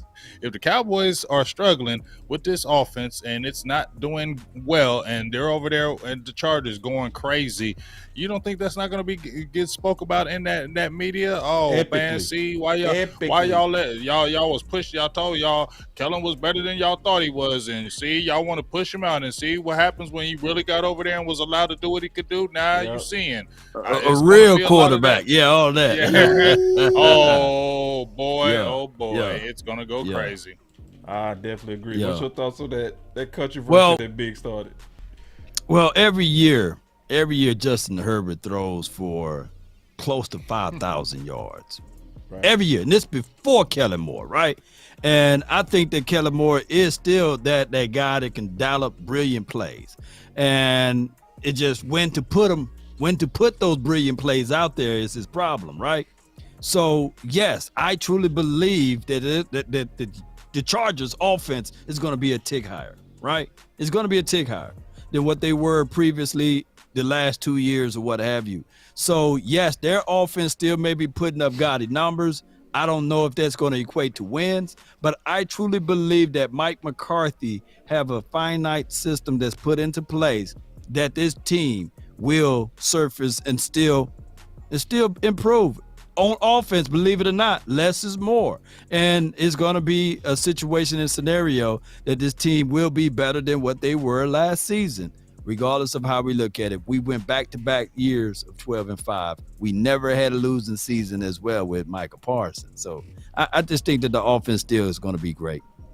Big, do you think that's a possibility? About the offense, digressing or? Yes, I do. Where would they be struggling at, if you like to add? Where do you think they would be struggling at? Running game, passing game? I think they're going to. I think the passing game. I'm going to be watching that passing game, man, because there was a lot of concepts. We're talking about the slants, and we're going from the option routes, and we're going to be a lot more slants. We're going to put a lot on the quarterback. I want to see how that passing offense is going to look. You know what I mean? Because remember, Schottenheimer was the guy that they put more of a run-based principle, and remember, they're questioning a lot of Mike McCarthy with his play calling at toward the tail end in Green Bay. They were saying it was bland, it was boring. He wasn't really doing good in-game things. So I really want to see that pass game. I think I'm going to be looking at that, because if Mike McCarthy is in the helm and people were saying it was not so much, now you're going to basically be putting it on him. I want to see what that passing game is look like, and I think that may struggle a little bit. I want to see. Not saying Dak will. I'm saying because now you're just putting in a whole type of new thing, right? It's going from a Kellen Moore to now to a total Mike McCarthy. So that's a total switchover that Dak has to go through, right? I think most of it will be the same, according to what Mike. Is it going to be the same? Most of it. Most. What year Mike McCarthy left there? 2019. Green Bay last year. Yeah. Green Bay? Yeah. Mm-hmm. No, I'm not saying that. No, 2018. Because wasn't he a year off? Was it 2018 or 2019? Because didn't he have the whole year off? If it's 2018, now I'm not saying Dak Prescott will put up these numbers, because this is Aaron Rodgers. You know what I'm saying? 4,442 yards, 25 touchdowns to 2 interceptions. That's Aaron Rodgers, though. You know what I'm saying? In 2018. Now, I don't know what their record was in 2018. Y'all can look that up. I'm just looking at the stat line for the quarterback, and I know that this is not comparing apples to apples to those who out there who would say that Dak Prescott is far from Aaron Rodgers. But what I'm saying is that Aaron Rodgers himself, would probably look back and say, okay, 18 was his last year. Let me pull up his 18 stats. Let me see. That was his 18 stats. Let me go. 18 stats. Why you pulling that up? That up? Let me play Mike McCarthy. When you first came here, you didn't change the offensive language. Yeah. And it seemed like a wise move. Do you make some changes in that regard now? And how is the install going? Well, the only language change that we'll make is to the new things, and we've been very sensitive to how things were called before. Because you got two guys that have been in the West Coast offense, and Brian Schottenheimer and I. And the beauty of Brian, he's also coaching a digital system, and Brian has his own playbook to say, which is a combination of both. So this has been a very good fit. So to me, that's the most important part right there. Right? Is where he talked about that the new things that they're going to install is going to have different language, but it's going to be a lot that's the same. You know what I mean? So it sounds like, hopefully I'm hearing that correct, it sounds like they go build on top of what they have. You know what I mean? It's like, in my opinion, they go add another layer to the offense. And then he talked about Brian Schottenheimer being a good fit because he uses a combination of the West Coast principles and Kellen Moore's system. That's why he said he used the digit system, which is option routes. So if I'm interpreting him correct, he's saying that we go keep a lot of the offensive language, we go add some West Coast language, and we go add some of Brian's stuff. So, but I do understand your concern, Big, because see, my question is, do anybody think that his West Coast can be outdated? Because I think that's a real concern. Do you think that's possible, Big? I mean, that's what I'm looking at. You know what I mean? Because he hasn't been in the mix 2018, right? And it's 2023. Right. That's the only thing. That's why I'm looking at it like from that perspective of, you know, the offense he's taken over. Now, I'm not doubting Mike McCarthy. He's been there and done that, right? Yeah. But he was to me, it's legit questions because It's those legit. questions were arising at Green Bay. Those were the issues that were coming up toward the end of his tenure, and they were saying the play calling, especially when he was doing the end game, was suffering. So, you know, for him to now he's taking over full time with it, along with Schottenheimer, but it's going to be a lot of Mike McCarthy. I want to see, you know, is it going to be really effective, you know, in 2023? Is it going to be explosive? What are we really going to see? So I have those questions. I'm not doubting, but I do have questions. I think that's fair. It is fair. In 18, I looked it up. They finished 11th in offense that year. 2019, the Cowboys, of course, finished number 1 in offense, and of course, 2021, we finished number 1 in offense. So you are looking back at this, and you would say to yourself, what Mike McCarthy said: "I'm not striving to be the number 1 offense in the National Football League. I'm just trying to be the number 1 team." And I look at it like this. He said it wins. In wins, right? Right. Number 1 team in wins. So I wouldn't look at the offense of being like the juggernaut offense. Like when you look at it, like, for example, even Aaron Rodgers during that time frame, averaging 22 to 25 touchdowns. Technically, that is not the 37 or 40 touchdown Aaron Rodgers, right? But that is enough touchdowns to solidify your team to win games. So when you're not striving to be the number 1 offense, then maybe you have better returns. Because even when you look at Aaron Rodgers, the 2 back-to-back MVP seasons, that's when he was getting these 40 touchdowns and 38 touchdowns, and everybody loved it, but they didn't advance in the playoffs. And I'm talking about the Green Bay Packers now, juxtaposed to even the Cowboys. So I think that balanced approach, not trying to be the 40 touchdown guy, especially out of Dak Prescott, keep him anywhere between the numbers of what he did his rookie year and a little bit of what he did his 2019 season. I think that would be the perfect recipe for the Cowboys. And then Coach Bob say, we woo. Oh, you see this guy? See this guy?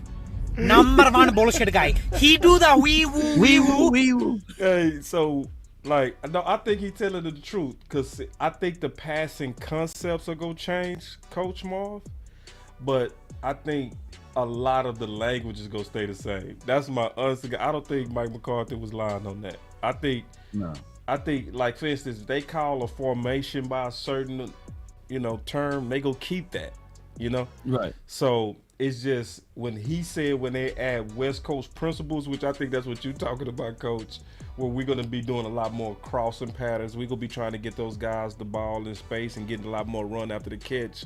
I already pretty much know where you're going with that. He's not going to be running no 4 hooks from people reading option routes. Them days over. We're going to be a lot more explosive. I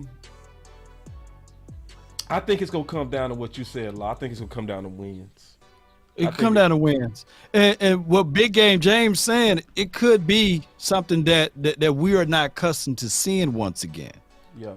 Meaning that, think about it. You going from number 1 offense, now you down to being number 10, number 11 offense. Keep in mind, ever since Kellen Moore been here, our offense finished better than the defense. In the last 3 years, everybody would say, hey, the defense been outperforming the offense, but not by total stats. Last season, the defense didn't outperform the offense in total stats, nor the season before that, right? But everybody would say, hey, the defense been the battle cry for this team, right? Right. I think the stat line can get you discombobulated, right? It can get you all like, oh man, our offense is not the same anymore, because we're not hanging 40 and 50 on, well, we're not hanging, 35 and 40 on teams anymore? Yeah. Mm-hmm. Yeah, because I don't think it's going to be that type of offense where we are scoring that many points. That's why I feel like, I want to see it, when we struggle, I want to see when we're playing these good teams, how that offense is going to look. But that's why I feel like they really loaded up on that defense with the principle of that the offense may take a little step back. So if it does, let's make sure we have that defense all the way tightened until we can get that, rectified to where it's, all the way we want. Because if you look at the defense when they were signed, I mean, look at all the defensive players that they brought back this season from the squad. I mean, they loaded back up on defense. I mean, we look good on defense. You feel me? So I feel like because they did that, it gives the offense a little bit of time to maybe get the identity that maybe they want. So, just kind of my thoughts on that. Man, you killing it. And see, that matches what Cameron said, Big. Also, the defense that year wasn't as good as we were ranked. You know what I'm saying? They was ranked 22. So you talking about the 18? Yeah, he talking about 18. He talking about So he talk, which I think is an excellent point. Because I agree with my boy Jay Mitch, who said, "Let's be a juggernaut in time of possession." I ain't gonna lie, man. I want us to resemble San Fran. I want us to be a better version of San Fran. I do. Committed to the run, bullying teams all day. You know what I mean? Like, for real. Resting our defense, keeping them fresh, and just mauling people. And that's why I think that first pick need to be kind of like Tyler Smith. For real. Like somebody, because see, Tyler Smith, the pick of Tyler Smith itself supposed to say that we're getting ready to be physical. Y'all remember that? Yeah, that was the main reason, because we remember we got played as soft in the playoffs. Right. That's one of the reasons why we got the Tyler Smith, because he was nasty, right? Because in his college tape, he was nasty, he was aggressive, and that's what we're trying to build. That's the thing that they were trying to build again, because we were getting kind of whooped in the trenches. Yeah. That boy George say, "You love us, bang bang." He a Niner dude. Yeah. Man, I don't love y'all, man. I hate y'all, George. What you talking about, big dog? Yeah. Don't get it I can't twisted. stand y'all. I can't stand y'all, George. No, sir. Y'all top two of hatred. You cool, but I hate your team, dog. Right. Hate your squad. Hate your squad. Hate. Hate. The only respect I got for San Fran is how y'all Them run. championships. Yep. Yeah. I respect how Them y'all chips. run. Like y'all, me and Law talked about this before, keeping it 100. The one thing about San Fran that I admire, they don't care if you're an undrafted free agent. If you the better man, you go play. Yeah. They got a culture that they beat us on culture. That's why I give. They definitely got a culture. And look at it too, boss. When you look at the tradition, I'm a little older, so I remember seeing those 80s. Once they really tapped them 80s and really tapped in them 80s, and it was us they had to tap to really get in there to really know who San Francisco is. They've been consistent of like we have. Niners are a good organization. Like they might have a little period, but they bounce right back. You feel me? They do. Niners never stay down. Nah. That's not their culture. Their drought been longer than ours, but they've been to the dance, right? Yeah. And they kept falling, and kept flipping. So, and they can't get up. So it's one of those things. Whereas that was smooth. Hold on. That was a smooth sneak diss. I gotta get your button. That was a smooth sneak. You're listening to nothing but the best. Let's go. So smooth. That boy snuck that diss in there so smooth. It was smooth. Yes, Smooth indeed, speak man. And they would go out and get a veteran guy. They got a Richard Sherman, they benched him. They got a Josh Normal, and they benched him, right? Because of the younger guy was able to stand tall and take that spot over. They went and got the kid. They went and got the kid from Atlanta who was pretty good with Julio Jones for many moons, and I forgot his name. They did Kaepernick over Alex Smith. Yep. So they don't be afraid to bench him, and they put Juan Jennings in. So it's one of those things. Whereas they're not afraid to bench guys, or they're not afraid to pull the trigger and get a veteran guy. Nope. So it's what it is. That's the only thing I give on y'all though, San Fran. So don't get big headed, like real talk. Cause like Law said, y'all fell short. It don't get up. They don't get up, man. Yeah. See, when we beat them in the playoff, we go to the Super Bowl and win it. When they beat us in the playoff, they just fall and lay down and fold up like a wallet or a cheap tit. You know what I'm saying? I talked to my brother today about that, you know? You can't handle the truth. You want answers? Give it to him. Man. Yes, indeed. Yes, indeed. All right, so before we give our final words, I want to ask y'all, because we got, obviously, the draft show coming up Thursday, and the draft is coming up real soon. I do want to let y'all know that literally a majority of my book is done. I'm 75% done. Now it's about finishing it and putting the final bells and whistles on it. So y'all be looking out for that book that's going to be coming. I'm going to be advertising the hell out of it as I get close. I will be doing my first show with Big Game James, doing a tour. My brother always the first one to kick off the book. I'm gonna keep that tradition. It's been a cool tradition. Then I'll make my rounds as if it makes sense. But Big would be the first dude to kick it off. But I want to ask y'all a question before we do this draft show Thursday. Just warming up for the draft show that's coming up Thursday. Have y'all moved in terms of your thinking? Have you changed in the last couple of weeks? Have y'all? Are you starting to, move with certain ideas you might have had before? Start with you, Big. I would say a little, but I've been pretty consistent with the law when we talked. The trenches, man. I'm still staying with them. So you saying offensive trenches? Offensive trenches?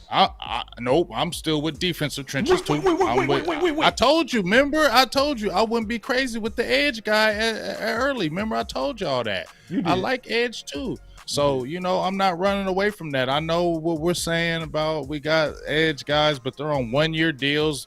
People aren't fully. DeMarcus Lawrence is going to be a year older. I know we got Sam Williams, but those guys are on 1-year deals. We need to have a future guy at edge. We really do. So I'm still looking at edge. I feel like that's why Dan Quinn was out there too. He's looking at, I need an edge. I need another edge guy for future. So I'm still looking at trenches. So I have that needle hasn't moved for me in my opinion. I haven't moved from that. I'm cool with trenches. Now, if we did anything else, I wouldn't be mad. Excuse me, my bad. If we did something else, I wouldn't be mad at all. But I feel like we need to keep on solidifying them trenches right now, especially with the changeover, coaching, things of that nature. We need to solidify trenches. Gotcha. Law, have you changed? No way. I'm still, me and Big Game James singing from the same hymnal. We both thinking core, interior guys, edge, but I got a different philosophy. Okay. It can be on the offensive line or defensive line. Yeah. Offensive line, it will help the quarterback out and the running back, whoever it may be. And then on the defensive line out, it will help LVE out and it will help my guy Parsons out or the edge guys out. Because you need that help right there. And those are the two weak spots on our team. Offensive line, D-line, in my opinion. I have changed. I was real stuck on tackle, right? Mm-hmm. I'm starting to open up to potentials like Osiris, right? So I'm open for that. I've also changed to where I'm open for receiver at 26. I've changed on that. And I'm starting to become more open. I'm telling you, the two places that I'm changing as we speak, I'm being honest, I'm starting to shift. And I'm starting to shift because the late round guards are starting to impress me. You know what I mean? I'm just keeping it real. Like Maffa, some people say you can get him in the fourth. I wouldn't take that chance. If we get a receiver in the first round, y'all can be mad at me all you want. I would say get Maffa in the second. So you're Nation Wright him. Move him all the way up. Move him all the way up. Because it's already, in my opinion, Law, a natural debate that's going on between Maffa and even Steve.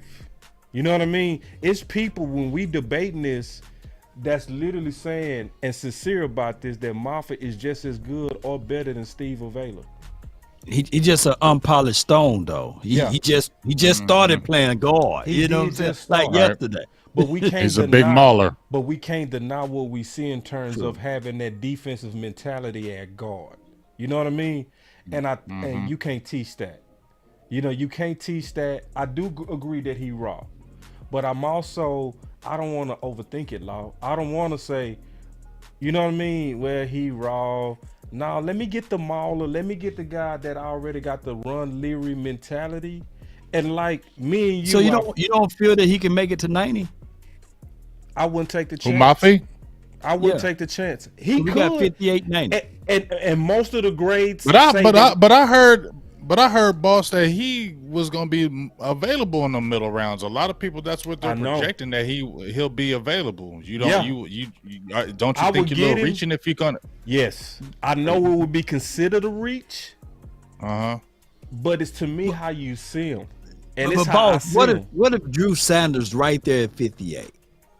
Right. Why don't you just draft Drew then with the 90 pick, then you just move back in, and get him. You could, but this is the problem with Drew Sanders to me. But this is just to me. He's not the white lion anymore. No. 3 forced fumble, 1 INT, 11 sacks, man. Talk to me, man. The stats are beautiful. Talk to me, man. The stats are nice. The stats are beautiful. Yeah. But the I feel like just from the biggest reservation.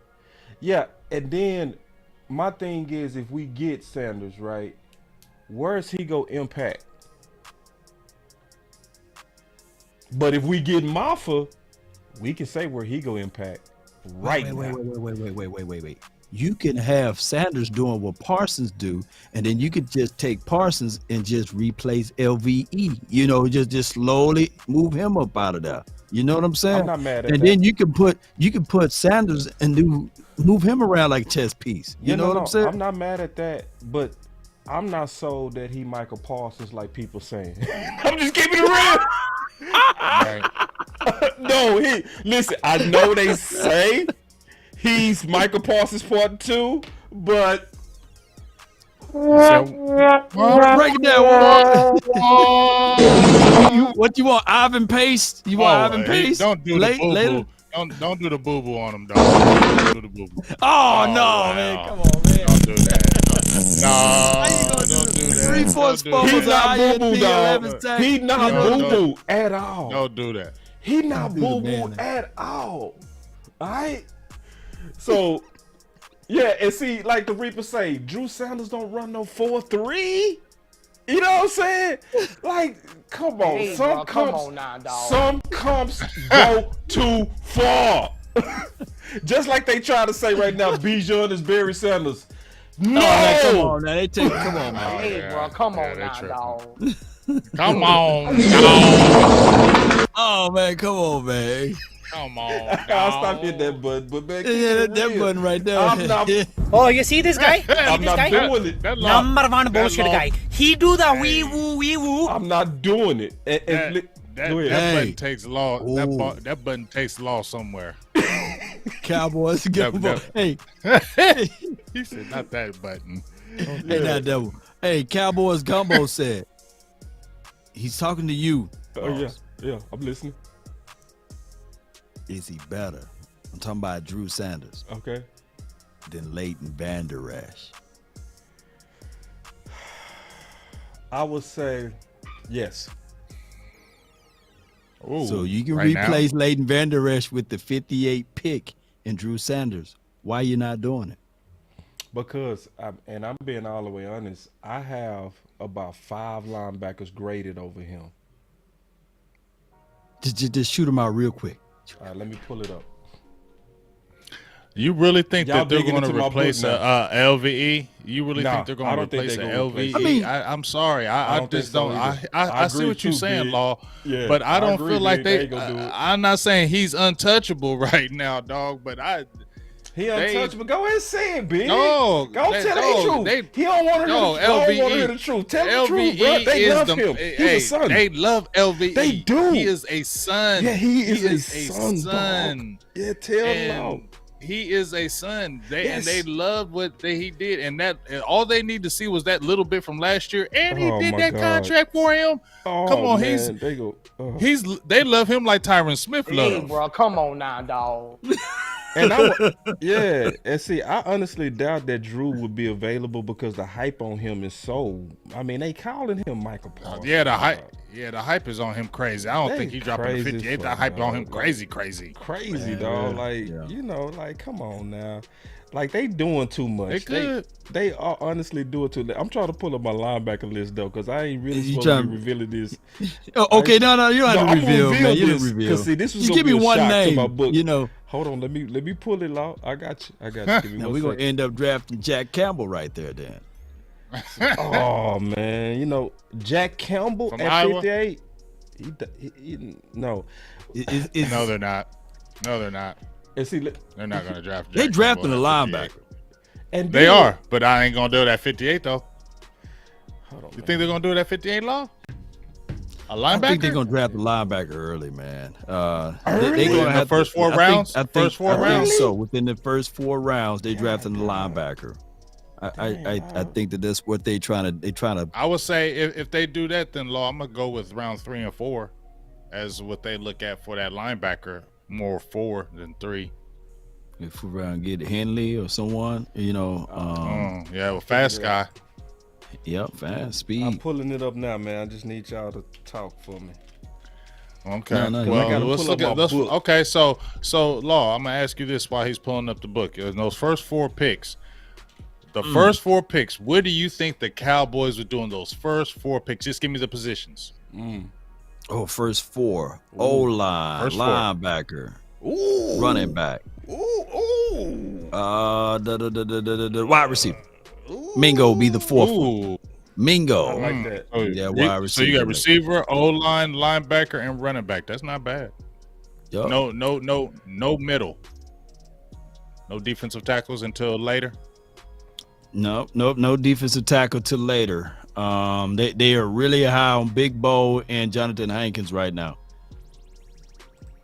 Well, this is year 3 for Big Bo, and we said it usually takes about 3 years. It normally take about 3 of them, And he slowly put that weight back on toward the end of the year, so they're probably gonna give him every opportunity. I feel you. Yep. So O-line, linebacker, running back, wide out, and then it could be your 5th draft. It will be your DB or your defense. It's gonna be defensive all the way out from there, and then of course they're gonna draft either no tight end. I think Duggan's gonna probably go in the sixth round with us. Max Duggan. Oh man, that's gonna make me. I'm not gonna like. Hey, that he's the fastest. He's the fastest quarterback in this draft. Don't care. No. I'm trying Give me to think. come on, dog. Okay. Can I get a come on, dog? To something like that, a tight end. Are y'all ready? Because I got it. All right, I'm ready, dog. I'm ready. I got Jeremy Banks 1 out of Tennessee. That's a Will McClay. That's a Willie McClay deal. In the later rounds, though. He fast. He would be. That's what I'm saying. Yeah, and I got that's him. That's a Willie deal. You know what I'm saying? Yeah, and I got him ranked over. You know what I'm saying? I also have a lot of people don't. Cam Jones. But right now, you said Cam Jones and Jeremy Banks, and people right now saying You must be out of your goddamn mind. You got him over Drew Stanton. It happens every year. It happens every year. I know. It happens to me every year. I be right every year too. Because they were saying the same thing. They were saying the same thing about Rodriguez last year. Remember, they was laughing. They was laughing at me and you when we was talking about Breece Hall. Oh, Breece Hall, don't get him in the first boss. Don't get. Yeah, if he wouldn't have hurt his ACL, he would have been the rookie of the year, and all of y'all would have been wrong as hell. Like some of us just say what we see, dog. It's not about going with the crowd. Like every time I go against the crowd, I end up being right, and the crowd end up being wrong. Cause I actually say what I see. You know what I'm saying? I don't cower down to what they saying. I got D Winters over him. from TCU. And I know I'm going to be right on that. I'm going to be right. These winners, yeah, he going to be better than Drew Sanders. He going to be better than Drew. Mm-hmm. Y'all write it down. Write it down mentally, man. Write it down. Oh, when I publish the book, all of this is going to be in there. Everything. Because, see, I got trolled before over Darius Leonard. I remember I got trolled over that. Yeah, As a matter of fact, okay. the whole draft community said that Darius Leonard was a wasted pick in the third round. I think he went in the third round. And I was like, I had him as my number 1 linebacker, and damn it, I was right. You know what I'm saying? Yeah. So people thought I was crazy when I had Hernandez as my number 3 linebacker and I dropped Dean to my 4th linebacker. Straight up. And guess what? Dean also dropped. Yeah, so now I'm telling y'all what I see from the film that I reviewed. Now, I still got about 2 weeks to continue to double check. So this is not, the ink is not dry yet. You know what I mean? But by the time I release this book, it's going to be pretty much dry. It's going to be pretty much dry. So I don't see Drew Sanders like some people see Drew Sanders. I don't at all. I think most of Drew Sanders is hype. Just keeping it real. Like, I put it like this. Now, I could be wrong, though, because Big was right on Mooma last year, and I just didn't see it. You know what I mean? But Big, he tightened me up. He was like, hey, bro, you need to go check this game, and that game. And I did. And I was like, damn, he right. I had Mooma too low. You know what I mean? And I end up raising Mooma from Big referring me to the right games. I just looked at the wrong games with Mooma. You know what I'm saying?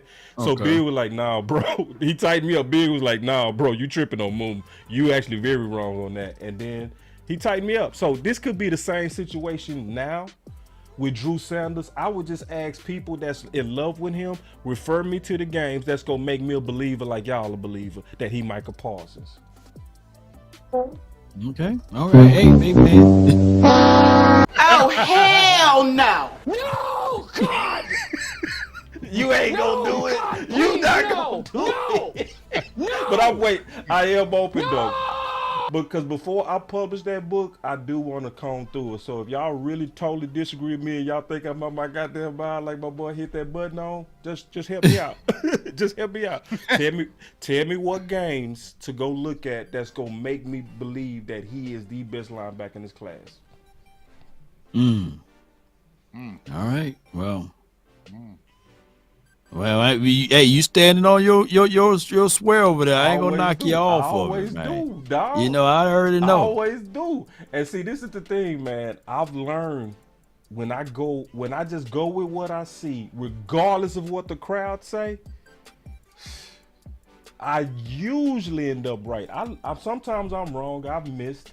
I could tell you some people I've missed on. Like, I missed on some people. Like, was wrong as hell. But mostly no. Just keep it real. Just keep it real. But I've missed. Like, ain't none of us perfect. You know what I mean? Right. So, like, getting into. Did y'all have anything else on that though? Before we get to our final words. All right. So, do y'all want to do one more? Because I do have one more right here. Or do y'all want to get to the final words? Cool. All right, let's get into this one more thing. Because I do want to kind of talk about this just a little bit. Law. So you was bringing this up at the beginning of the show. Yeah. With Mike. Big Mike, yeah. Yeah, Big Mike. And how the offensive coordinator that was over the most explosive offense probably in history, right? One of them for sure, right? For sure. Really broke down each one of those interceptions and was basically standing how we're standing.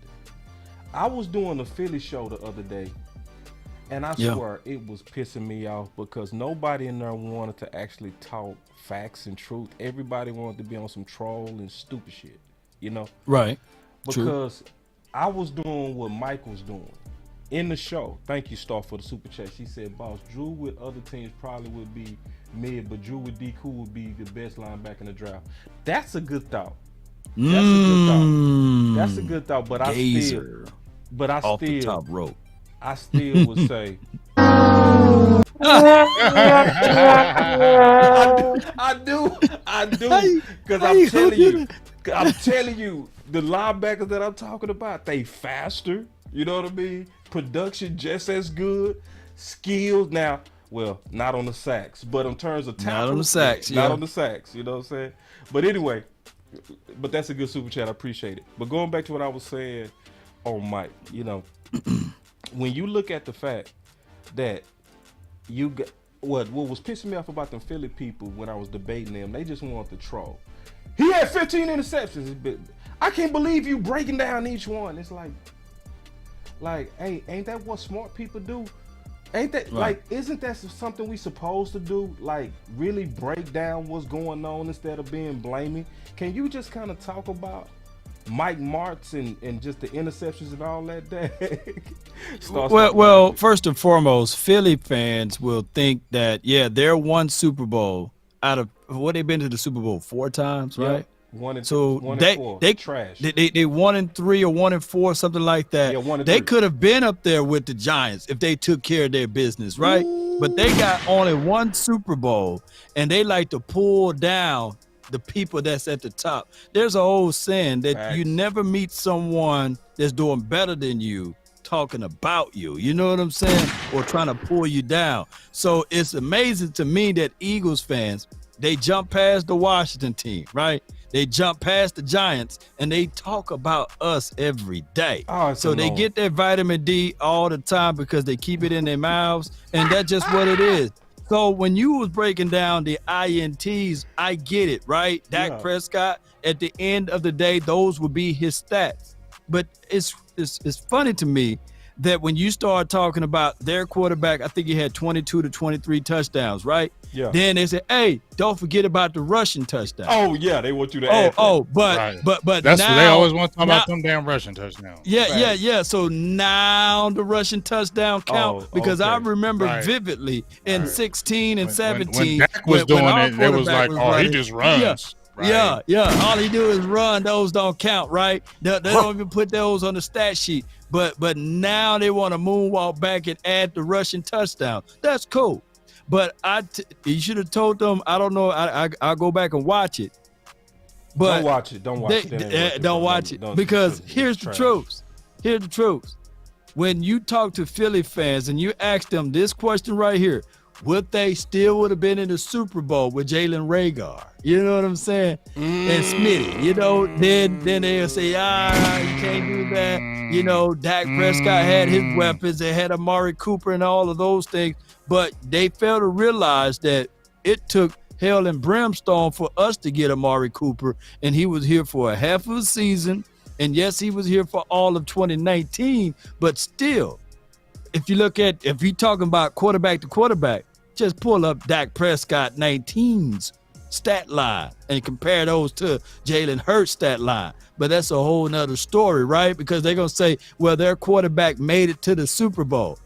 Can you find me one single touchdown that he threw in the playoffs this past season? Right. You can't. Yeah. And I'm not even arguing with them no more, bro. Like, because I already see the spirit of it, Big. It's like, why am I argue with you when I know my quarterback clearly better?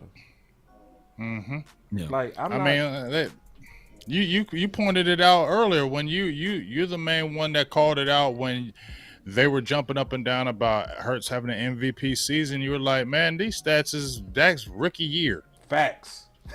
Yeah. Facts. Y'all jumping up, y'all jumping up and down saying, "Oh, Jalen Hurts done passed Dak. Dak did this his rookie year." What y'all talking about his stats? Dak had them stats his rookie year. Right. So how are you sitting there saying all of a sudden he's leapfrogged Dak? And it's crazy. Even when they talk about the interceptions, man, like they kind of overrated that, man, because there's so many quarterbacks that done had high interceptions rate, and so many top quarterbacks done had high interception rate, and Dak has never in his career been a high interception guy. Never. And it's not even we sitting there saying regression when you look at the amount of receptions that bounced off receivers, bad route running.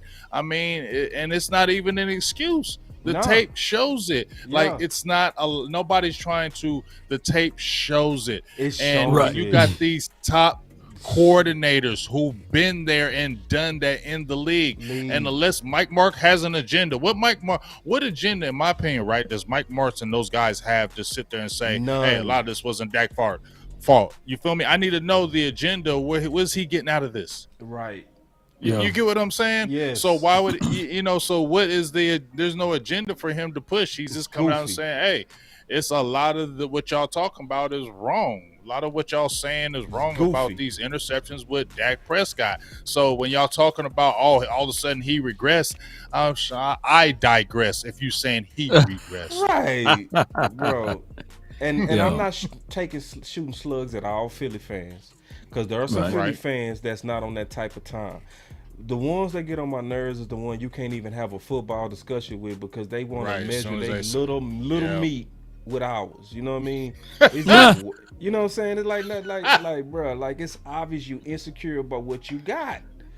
Dog, be thankful God gave you what you got. Just accept it. You got a little meat with your one Super Bowl. You know what I'm saying? And and do you hear us like always sitting there trying to pump Dak? Like it's like y'all pumping Jalen Hurts so daggone bad, man. Like calm down over there. Y'all trying to put him over Dak so bad, like just like y'all want to beat us so bad. Y'all want to so bad. Now y'all feel like y'all got a court. Y'all reaching, dog. I mean, what's taking them so long? Did they pay him yet? Did they pay Jalen Hurts yet? No. Man, pay that man, man. Yeah, Let's see what kind of contract he more get. than Dak then, if that's the case in a scenario. They need to go ahead and pay that man. Pay that brother more than Dak Prescott right now. You know. Yeah, they don't want to pay him right now. How they don't want to pay him right now? They know deep down inside they don't want to pay him right now. Yeah. And see, because I told them Philly people straight up, I say, listen, if y'all want to know the truth, I'm going to tell it to you. The dynamics is going to change as soon as he paid. The The love will turn to hate as soon as scrutiny he is throw a going to bad be pass. turned up. And if the dude regressed, didn't Dak put 40 up on that team that he regressed on? You know what I'm saying? You know, he regressed and he put up 40. Yeah. Against the Eagles. And this is what a lot of them not seeing. What happened to Dak when he got paid? All of us could clearly tell that they left some instructions. Dak don't need to be running no more. Yeah, it was clear that front office was like, no, he worked too much for y'all to be running them like he was when he was worth 600,000. Because it's different. And quarterbacks don't last in the league that long, and the quarterbacks don't last in the league that run all the time anymore. It don't happen. It don't happen. I know we see the Josh Allen and all that, but as John, like we had talked about, it's not your body is not going to be able to take that. Nope. It's going to break down. Yep. I don't care how he's 6'5", 240 pounds. He's going to break down like the rest, and that running is going to get you killed. This is the NFL. Yep. Them dudes love hitting them quarterbacks, and that's not the right way to play. And if Jalen Hurts thinks he's going to continue to run the ball like that and throw the ball, he's not going to be lasting long in the NFL. Yeah, all you got to do is watch the Hail Mary throw that he threw at the end of the game. It was 35-38, right?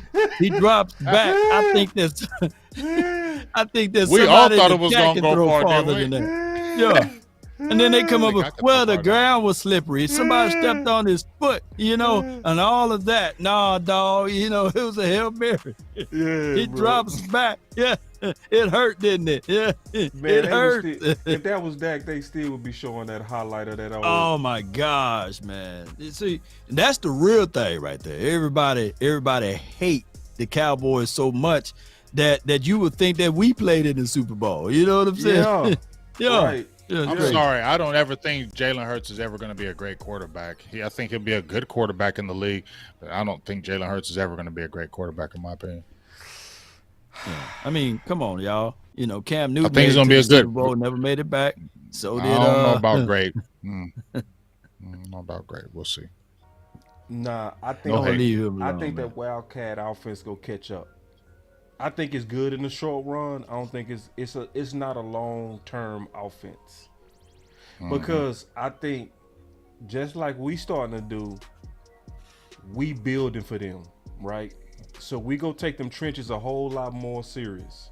We not gonna allow them QB sneaks and all that kind of stuff, because most teams, especially division teams, gonna start investing into that interior to stop that wildcat. And they're gonna start smacking him. They gonna start smacking him. Yeah. They really think they gonna be able to run Hurts, who had almost just as many touches as Pollard. You really think that's a long-term strategy? Hold on, I missed your super chat. That ain't gonna work. Yeah. Oh, whoa! I just saw this from Star. Oh, this is so real. Ooh, they don't want to hear this. This is true though. Hurts ceiling is Dak's floor. Ooh, wee. Would you rather have Jalen Hurts or Dak Prescott? You silly. You silly. You silly. No, that's the one right there. Would you rather have Jalen Hurts or Dak Prescott? That's funny. That's funny. So, to this point, I can't wait till we play them. That's the only thing I want. Oh my God. Because I'm just looking at all that high capping they doing. I'm like, this old false bravado y'all got. Y'all don't believe it. Y'all don't even believe it. You know what I'm saying? So it's gonna all settle once we see y'all. It's like, I'm not gonna talk a whole bunch of lip to you when I know I can whoop you. I'm not even finna do that with y'all. It's like, bro, stop. Like, man, you know, the craziest thing is, man, we fight each other more so than anything. Oh yeah, it's every day. It's Cowboy fans versus Cowboy fans. I mean, we can't be united on this whole thing because hey, you sitting there in an argument with the Eagles fans, and then you got the doggone Cowboy fans. A third of them talking about, yeah. I'm like, come on, man. You know, I literally seen Cowboy fans say Jalen Hurts was elite. I ain't gonna call him out, but I'm sitting there like, God, dog. You know? Damn, that's a big old point you just said right there. Man, we fight each other, man. See, it's crazy, man. All right, before we get into our fighter word, can I say one more thing on that, bro? That what you just talked about. See, Okoye said something on this video about that. He said, let's reserve our judgment of if Dak can get it done to when he's actually done with his career. While he's playing, enough talk about he can never get it done. And one of the biggest things he said just stuck with me. My boy Koye said, imagine playing for a fan base when a majority of them rooting against you. What kind of energy is gonna leak off on you when you feeling doubt and pessimism from the people that's supposed to be there to cheer you on and support you? Yeah. I was like, damn. I said that boy went cosmic on that. Yo, I mean, but that's real, bro. true. Like, when you ain't feeling, do y'all think Drew Brees was feeling this lack of love from the Saints? No. Do y'all feel like Eli Manning, when it was taking him a while to get past Tom Brady, was he feeling this type of impatience and hate from the Colts? You know what I'm saying? Oh, you talking about Peyton? Yeah, Peyton. Peyton man. Manning, like when it took him a while. Like some of these it took him a while. Yeah, so do y'all think Elway with Denver, with his trash performances in the post, do you think that they just was rooting against him when they got Terrell Davis? Or was they rooting him on and saying, let's go get him this year? Do we think Steve Young, even though he was the apparent disciple under Montana, do you think San Fran didn't get behind him? I mean, and they booed the hell out of Steve Young. They were mad at that one. You know, remember they did Yeah, my brother reminded me of that. That's the one. Is that the one? They didn't want Montana to go. They didn't want Montana to go. I feel them on that a little bit. They didn't get behind Steve Young. After he won. After he won. So he had to get the monkey out. Yeah. Oh, he had to get that monkey off his back. He had to get that monkey off his back. And he was an accurate passer too. He was. But you remember though, Law, with him, they were like, he runs too much. He more of a running quarterback. Yeah. They didn't like that. Yeah. They ain't like that because they felt like Montana threw the ball. Yeah. So it it's was a some rough crazies, one. Yeah. I guess, in every fan base. I was just kind of But no, they don't go to the extreme like Cowboys though. We go to the extreme, dog. Yeah, we very extreme with it. Like Dak can't get it done. I be wanting never. He would not never. They use the word never. Yeah, he could. Dak would never get it. We would never. I was like. That's what killed me when they said you'll never win anything with Dak. Like, where do you even come with that conclusion? Like, that don't even make sense. That you feel like you can just go through the Super Bowls and we can name quarterbacks that, come on, don't do that. Don't even come close to doing that.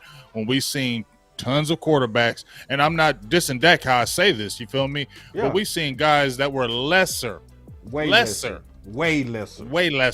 Yeah. Make it to the chip. Yep. Yeah. Like it's a Garoppolo. weird world, man. Like Garoppolo. Stan Humphries. I'm gonna keep going back to Stan Humphries, dog. Oh my God. What's his name? Trent Dilfer. What's his name? Trent Dilfer. Brad Johnson. Brad Johnson. Oh my God.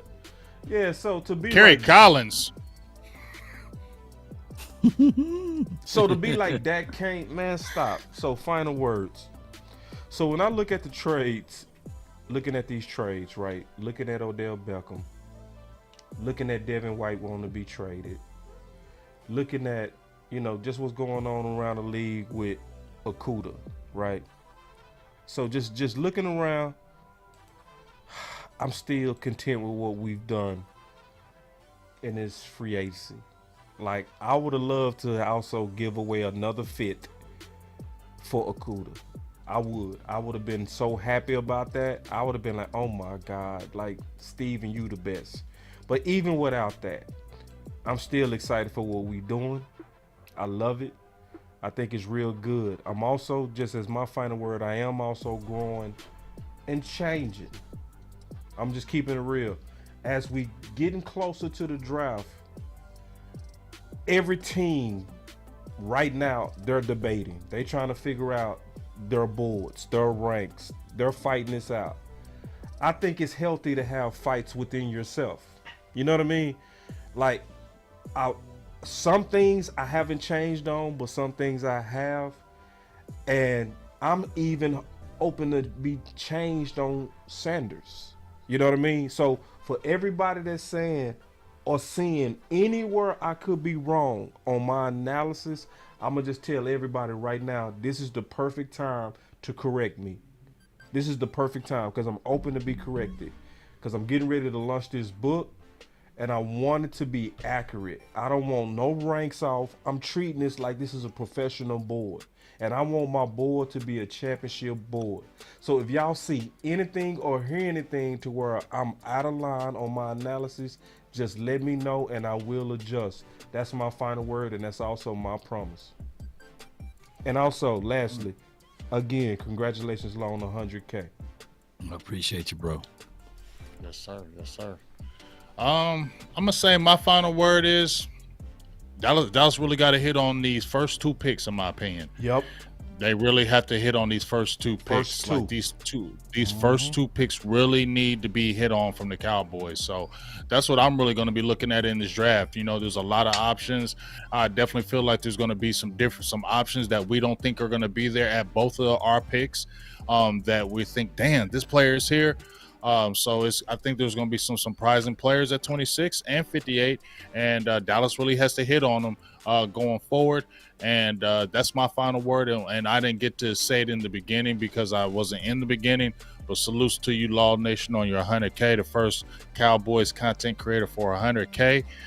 That's very memorable, independent, and memorable. And basically, we can all say honestly, you are the standard, dog. Yeah, you are. You're the standard. You are the standard out here in these streets, dog. You are the standard. So if anybody were to talk about content creators and Cowboys, your name is mentioned first, bro. You got to. Man, I appreciate it, bro. First. Hey, man, I really appreciate that. Y'all about to have me to cry over here. You know what I'm saying? Real talk, bro. Congrats, bro. You killed it. Yeah, man, I really appreciate, doing these type of shows and getting a chance to talk to my brothers from everywhere.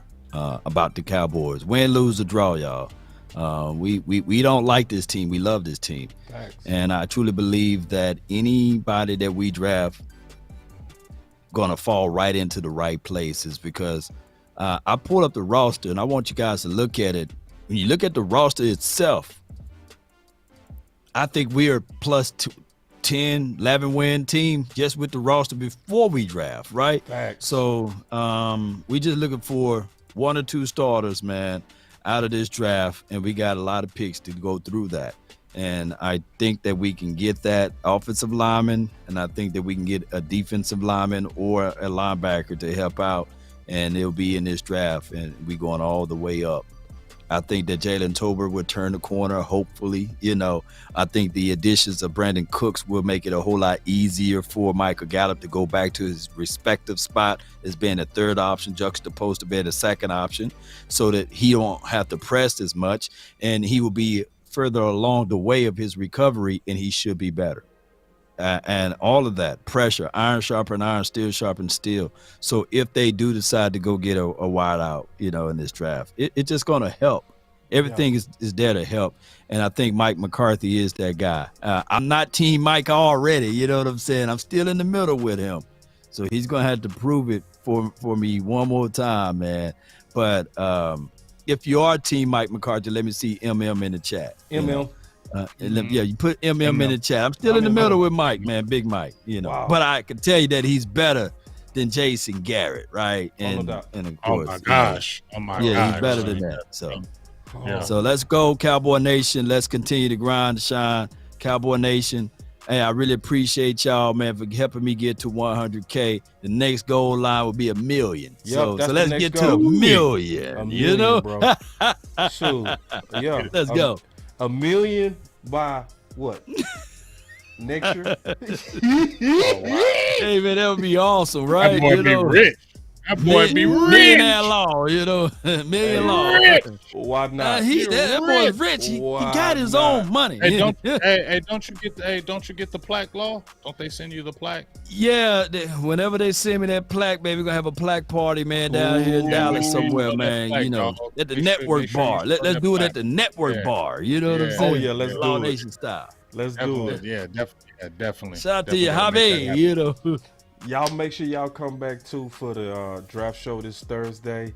I don't think we're gonna have Tuck with us on draft day, but we still gonna have a dope show between all of us. The whole final word, the whole draft final word too. It's gonna be dope. But until then, man, y'all stay up. It's the final word, and make sure also that y'all like and subscribe. You know what I'm saying? Like, come on now, y'all gotta do that, man. Y'all know y'all love this final word. Let's get it. The tunnel, baby. We in the tunnel now. Y'all hit that like button. Hit that like button. Don't leave without doing that.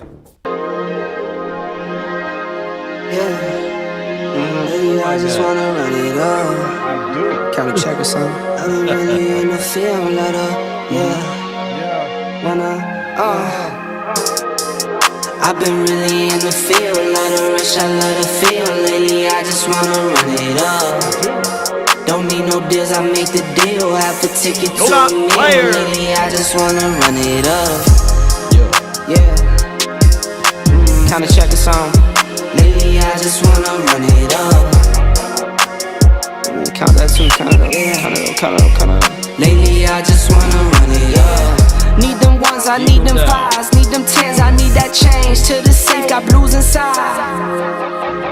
Greens and pinks, it's all the same. I still save and roll my change. Take some losses when I play, charge it to the game. I'm with L, yeah, I'm with T Black, I'm with Revan now. I'm with Bay, yeah, I'm with J, yeah, I'm with Chuck and now. Still the same, not switching sides, now it's about loyalty. You switch sides off for the bag, and that's worth more to me. I mix Nike with designer, I experiment. You just rock what's on the shelf, and I'm not feeling it. Search for the one, but baby girl, it's nothing real as this. Can't trust a soul, I keep a hammer, call it too legit. I've been really in the field, let her rush, I let her feel. Lately, I just wanna run it up.